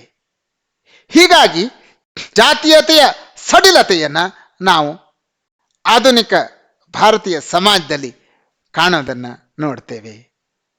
ಕ್ರಮೇಣ ಅನ್ಯ ಜಾತಿಯ ಕನ್ಯೆಯರನ್ನು ವಿವಾಹ ಮಾಡಿಕೊಳ್ಳುವಂತಹ ವ್ಯವಸ್ಥೆಯು ನಮ್ಮ ಸಮಾಜದಲ್ಲಿ ರೂಢಿಗತ ಆಗ್ತಾ ಇರೋದ್ರಿಂದ ದೊಡ್ಡ ಪ್ರಮಾಣದ ಜಾತಿ ಸಂಕೊಲೆಗಳು ಕಳಚಿ ಬೀಳಲಿಕ್ಕೆ ಪ್ರಾರಂಭವಾಗ್ತವೆ. ಇವತ್ತು ನಗರದ ವಿದ್ಯಾವಂತ ಸಜ್ಜನರು ಜಾತಿ ಆಧಾರಿತ ನಿರ್ಬಂಧಗಳಿಂದ ಬಹುಮಟ್ಟಿಗೆ ಹೊರ ಬಂದಿದ್ದಾರೆ. ಅಂತರ್ಜಾತಿ ವಿವಾಹಗಳನ್ನು ಮಾಡಿಕೊಳ್ಳೋದ್ರ ಮೂಲಕ ಜಾತಿ ಕಟ್ಟಳೆಗಳಿಂದ ಅವರು ಹೊರಕ್ಕೆ ಇರೋದನ್ನು ನೋಡ್ತೀವಿ. ಆದರೂ ಗ್ರಾಮೀಣ ಪ್ರದೇಶದಲ್ಲಿ ಜಾತಿಯ ವ್ಯವಸ್ಥೆ ಇವತ್ತಿಗೂ ಕೂಡ ತನ್ನದೇ ಆದ ರೀತಿಯಲ್ಲಿ ಪ್ರಭಾವವನ್ನು ಬೀರ್ತಾ ಇದೆ ಹಾಗೂ ಅಷ್ಟೇ ಕಠೋರವಾದಂಥ ನಿಯಮಗಳಿಗೆ ಒಳಗಾಗಿದ್ದಾವೆ ಅನ್ನೋದು ತಪ್ಪಲ್ಲ. ಅದೇ ಹೊತ್ತಿಗೆ ನಮ್ಮ ಸಮಾಜದಲ್ಲಿರುವಂಥ ಇನ್ನೊಂದು ವಿಚಿತ್ರ ಅಂತಂದರೆ, ಶೈಕ್ಷಣಿಕವಾಗಿ ಮುಂದುವರಿಲಿಕ್ಕೆ, ಉದ್ಯೋಗವನ್ನು ಪಡೆದುಕೊಳ್ಳಲಿಕ್ಕೆ, ಚುನಾವಣೆಯಲ್ಲಿ ಗೆದ್ದು ಬರಲಿಕ್ಕೆ ಜಾತಿ ಬೇಕೇ ಬೇಕಾಗಿದೆ. ಇಂತಹ ವಿಚಿತ್ರ ವ್ಯವಸ್ಥೆಯಲ್ಲಿ ಇವತ್ತು ನಮ್ಮ ಸಮಾಜ ನಿಂತುಕೊಂಡಿದೆ. ಸ್ನೇಹಿತರೆ, ಇತಿಹಾಸದ ಪುಟಗಳನ್ನು ತೆಗೆದುಕೊಳ್ತೀರಿ ಅಂತ ಅಂದರೆ, ಕ್ರೈಸ್ತ ಮಿಷನರಿಗಳ ಕಾರ್ಯ ಬಾಹುಳ್ಯ ನಮ್ಮ ಸಮಾಜವನ್ನು ಹೆದರಿಸುತ್ತೆ. ಜಾತಿ ವ್ಯವಸ್ಥೆಯಿಂದ ಹೊರಗಡೆ ಬರಬೇಕು ಅಂತ ಅಂದಿನ ನಮ್ಮ ವಿಚಾರವಂತ ಸಜ್ಜನರನ್ನು ಅದು ಬಡ್ದೆಬ್ಬಿಸುತ್ತೆ. ಹೀಗಾಗಿ ಆರ್ಯ ಸಮಾಜದಂತಹ ಸಾಮಾಜಿಕ ಸುಧಾರಣಾ ಚಳುವಳಿಗಳು ಶುದ್ಧೀಕರಣ ಅನ್ನುವಂತಹ ಹೊಸ ಆಂದೋಲನವನ್ನು ಹಾಕಿಕೊಳ್ಳುತ್ತೆ. ದಲಿತ ವರ್ಗದ ಅನೇಕ ನಿಯೋಗಗಳು, ಭಾರತ ಸೇವಕ ಸಮಾಜ್, ಭಾರತ ರಾಷ್ಟ್ರೀಯ ಪರಿಷತ್ತು ಇವೆಲ್ಲವೂ ಕೂಡ ಜಾತಿ ಪದ್ಧತಿಯ ವಿರುದ್ಧ ತಮ್ಮ ಆಂದೋಲನವನ್ನು ಹೂಡ್ತಾವೆ. ಅಸ್ಪೃಶ್ಯರಿಗೆ ರಾಜಕೀಯದಲ್ಲಿ ಸಾಕಷ್ಟು ಪ್ರಾತಿನಿಧ್ಯ ಸಿಗಬೇಕು ಎನ್ನುವ ದೃಷ್ಟಿಯಿಂದ ಸ್ವತಃ ಮಹಾತ್ಮ ಗಾಂಧೀಜಿಯವರು 1932ರಲ್ಲಿ ಉಪವಾಸ ವ್ರತವನ್ನು ಕೂಡ ಆಚರಿಸ್ತಾರೆ. ಅಸ್ಪೃಶ್ಯತೆಯ ಅನ್ಯಾಯದ ವಿರುದ್ಧ ದೇಶದ ಜನತೆಯ ವಿವೇಕವನ್ನು ಅವರು ಜಾಗೃತಗೊಳಿಸ್ತಾರೆ. ಅಸ್ಪೃಶ್ಯರಿಗೆ ದೇವಾಲಯಗಳಿಗೆ ಪ್ರವೇಶ ನೀಡುವಂತೆ ನಾಗರಿಕ ಅನರ್ಹತಾ ನಿರ್ಮೂಲನಾ ಕಾಯ್ದೆ 1938ರಲ್ಲಿ ಮೆಡ್ರಾಸ್ನಲ್ಲಿ ಜಾರಿಗೆ ಬರುತ್ತೆ. ತಂಜಾವೂರಿನಲ್ಲಿ ಇರುವಂತಹ ಎಲ್ಲ ಮಠ ಮಂದಿರಗಳಿಗೆ ಎಲ್ಲ ಜಾತಿ ಜನಾಂಗದ ಜನರನ್ನು ಪ್ರವೇಶ ಮಾಡಲಿಕ್ಕೆ ಅವಕಾಶವನ್ನು ನೀಡಲಾಗುತ್ತೆ. ಸ್ವಾತಂತ್ರ್ಯ ಬಂದ ನಂತರ ಭಾರತ ಸಂವಿಧಾನ ಮೂಲಭೂತ ಹಕ್ಕನ್ನು ನೀಡೋದ್ರ ಮೂಲಕ ಭಾರತ ಸಂವಿಧಾನದ 17ನೇ ಆರ್ಟಿಕಲ್ ಪ್ರಕಾರ ಅಸ್ಪೃಶ್ಯತೆ ಒಂದು ಶಿಕ್ಷಾರ್ಹ, ದಂಡನಾರ್ಹ ಅಪರಾಧ ಅಂತ ಘೋಷಿಸಲಾಗುತ್ತೆ. ಲೋಕಸಭೆ, ರಾಜ್ಯಸಭೆ ಮೊದಲಾದಂಥ ಕಡೆಗಳಲ್ಲಿ ಪರಿಶಿಷ್ಟ ಜಾತಿ ಜನಾಂಗದ ಜನರಿಗಾಗಿ ಮೀಸಲು ಸೀಟುಗಳನ್ನು ಇಡಲಾಗತ್ತೆ. ಹೀಗೆ ಜಾತೀಯತೆಯ ಕಠೋರ ಕದಂಬ ಬಾಹುಗಳು ನಮ್ಮ ಸಮಾಜದಿಂದ ದೂರ ಆಗಲಿಕ್ಕೆ ಅನೇಕ ಪರಿಣಾಮಕಾರಿ ಕಾರ್ಯಕ್ರಮಗಳು ನಮ್ಮ ಸಮಾಜದಲ್ಲಿ ಆಗಿ ಹೋಗಿರೋದನ್ನು ಹಾಗೂ ಇವತ್ತು ಕೂಡ ಮುನ್ನಡೀತಾ ಇರೋದನ್ನು ನಾವು ನೋಡ್ತೇವೆ. ಸ್ನೇಹಿತರೆ, ನಮ್ಮ ಸಮಾಜದಲ್ಲಿ ಇರುವಂಥ ಮಹಿಳೆಯರ ಮೇಲೆ ಅನೇಕ ನಿರ್ಬಂಧಗಳು ಇರೋದನ್ನು ನೋಡ್ತೀವಿ. ಚಿಕ್ಕ ವಯಸ್ಸಿನಲ್ಲಿ ಗಂಡ ತೀರ್ಕೊಂಡ ಅನ್ನೋ ಕಾರಣಕ್ಕಾಗಿ ಅವಳು ಅಪವಿತ್ರಳಾಗಿ ಸಮಾಜದಿಂದ ದೂರ ಇರುವಂತೆ ನೋಡಿಕೊಳ್ಳುವಂಥ ವ್ಯವಸ್ಥೆ ನಮ್ಮ ಹಿಂದೂ ಸಮಾಜದಲ್ಲಿ ಪ್ರಧಾನವಾಗಿತ್ತು. ತಲೆಯ ಮೇಲಿರುವಂತಹ ಕೂದಲನ್ನು ಬೋಳಿಸಿ ಕೆಂಪು ಸೀರೆಯನ್ನು ಹೊದ್ದುಕೊಂಡು ಒಂದು ಮೂಲೆಯಲ್ಲಿ ಕುಳಿತುಕೊಳ್ಬೇಕಾಗಿತ್ತು ವಿಧವೆ ಎನ್ನುವಂಥ ಮಹಿಳೆ. ಇಂಥ ಅನಿಷ್ಟ ಪದ್ಧತಿಯ ವಿರುದ್ಧ ವಿಧವೆಯರೂ ಕೂಡ ಈ ಸಮಾಜದ ಅವಿಭಾಜ್ಯ ಅಂಗ. ಅವರಿಗೂ ಅವರದೇ ಅಂತಹ ಜೀವನ ಮಾಡುವಂಥ ಹಕ್ಕಿದೆ. ವಿಧವೆಯರೂ ಕೂಡ ಪುನಃ ವಿವಾಹ ಆಗಬಹುದು ಅಂತ ಹೇಳಿ ರಾಜಾರಾಮ್ ಮೋಹನ್ ರಾಯ್ ಅಂತಹ ಸಮಾಜ ಸುಧಾರಕರು ದೊಡ್ಡ ಆಂದೋಲನವನ್ನು ಆರಂಭ ಮಾಡ್ತಾರೆ. ಲಕ್ನೋದಲ್ಲಿ ಹಿಂದೂ ವಿಧವಾ ಸುಧಾರಣಾ ಲೀಗ್ ಆರಂಭವಾಗುತ್ತೆ. ಈಶ್ವರ್ಚಂದ್ರ ವಿದ್ಯಾಸಾಗರಂತಹ ಹಿರಿಯರು ಬ್ರಿಟಿಷ್ ಸರ್ಕಾರದ ಮೇಲೆ ಒತ್ತಡ ತರೋದ್ರ ಮೂಲಕ ಹಿಂದೂ ವಿಧವೆಯರ ಪುನರ್ವಿವಾಹದ ಕಾಯ್ದೆಯನ್ನು ಈ ದೇಶದಲ್ಲಿ 1856ರಲ್ಲಿ ಅಂಗೀಕರಿಸುವಂತೆ ಮಾಡ್ತಾರೆ. ಸ್ನೇಹಿತರೆ, ಮುಂಬೈನಂತಹ ಪ್ರದೇಶಗಳಲ್ಲಿ 1861ರ ಹೊತ್ತಿಗೆ ವಿಧವಾ ವಿವಾಹ ಸಂಘಗಳನ್ನು ಆರಂಭ ಮಾಡಲಾಗುತ್ತೆ. ದಯಾನಂದ ಸರಸ್ವತಿಯವರ ನೇತೃತ್ವದಲ್ಲಿ ನಡೀತಾ ಇರುವಂತಹ ಆರ್ಯ ಸಮಾಜ ಕೂಡ ವಿಧವೆಯರ ಪುನರ್ ವಿವಾಹಕ್ಕೆ ಆಗ್ರಹವನ್ನ ಮಾಡಿ ಅದನ್ನು ಜಾರಿ ತರಲಿಕ್ಕೆ ಕಾರ್ಯಕ್ರಮಗಳನ್ನು ಹಾಕಿಕೊಳ್ಳುತ್ತೆ. ಸ್ನೇಹಿತರೆ, 1929 ಹೊತ್ತಿಗೆ ಮಹಿಳೆಯರಿಗೆ ಪಿತ್ರಾರ್ಜಿತ ಆಸ್ತಿಯ ಹಕ್ಕನ್ನ ಕೊಡುವಂಥ ತಿದ್ದುಪಡಿಯನ್ನು ಕಾನೂನಲ್ಲಿ ಮಾಡಲಾಗುತ್ತೆ. 1932 ಹಿಂದೂ ಸ್ತ್ರೀ ಆಸ್ತಿ ಹಕ್ಕಿನ ಕಾಯ್ದೆ ಸ್ತ್ರೀಯರಿಗೆ ವಿಶೇಷವಾದಂಥ ಹಕ್ಕುಗಳನ್ನು ನೀಡೋದರ ಜೊತೆಯಲ್ಲಿ ವಿಧವೆಯರಿಗೆ ತಮ್ಮದಂಥ ಹಕ್ಕನ್ನು ಪಡ್ಕೊಳ್ಳಿಕ್ಕೆ, ಆರ್ಥಿಕವಾಗಿ ಸುಧಾರಣೆಯನ್ನು ಬಯಸಲಿಕ್ಕೆ ಒಂದು ದೊಡ್ಡ ಮಾರ್ಗವನ್ನು ಮಾಡಿಕೊಡ್ತಾವೆ. ಹೀಗಾಗಿ ಒಂದು ತರಹದಲ್ಲಿ ಸಮಾಜದ ಹಕ್ಕನ್ನು ಪಡೆದಂತಹ ವಿಧವೆ ಮಹಿಳೆ ಪುನರ್ ವಿವಾಹಕ್ಕೂ ಮುಂದಾಗೋದನ್ನು ನಾವು ನೋಡ್ತೇವೆ. ಹೀಗೆ ನಮ್ಮ ಭಾರತೀಯ ಸಮಾಜ ಕಾಲಘಟ್ಟಕ್ಕೆ ತಕ್ಕಂತೆ ತನ್ನನ್ನು ತಾನು ಪರಿವರ್ತಿಸಿಕೊಳ್ತಾ ವಿಶ್ವದ ಪ್ರತಿಷ್ಠಿತ ಸಮಾಜಗಳಲ್ಲಿ ಒಂದು ಅನ್ನೋದಾಗಿ ಹೊರಹೊಮ್ಮಿದೆ. ಸ್ನೇಹಿತರೆ, ಇಲ್ಲಿಯ ತನಕ ನಾವು ಭಾರತೀಯ ಸಮಾಜ ಮತ್ತು ಅದರ ಕ್ರಿಯಾಶೀಲತೆ, Indian society and its dynamics ಬಗ್ಗೆ ವಿಶೇಷವಾದಂಥ ಮಾಹಿತಿಯನ್ನು ನೋಡುವಂಥ ಪ್ರಯತ್ನವನ್ನು ಮಾಡಿದ್ವಿ. ಸ್ನೇಹಿತರೆ,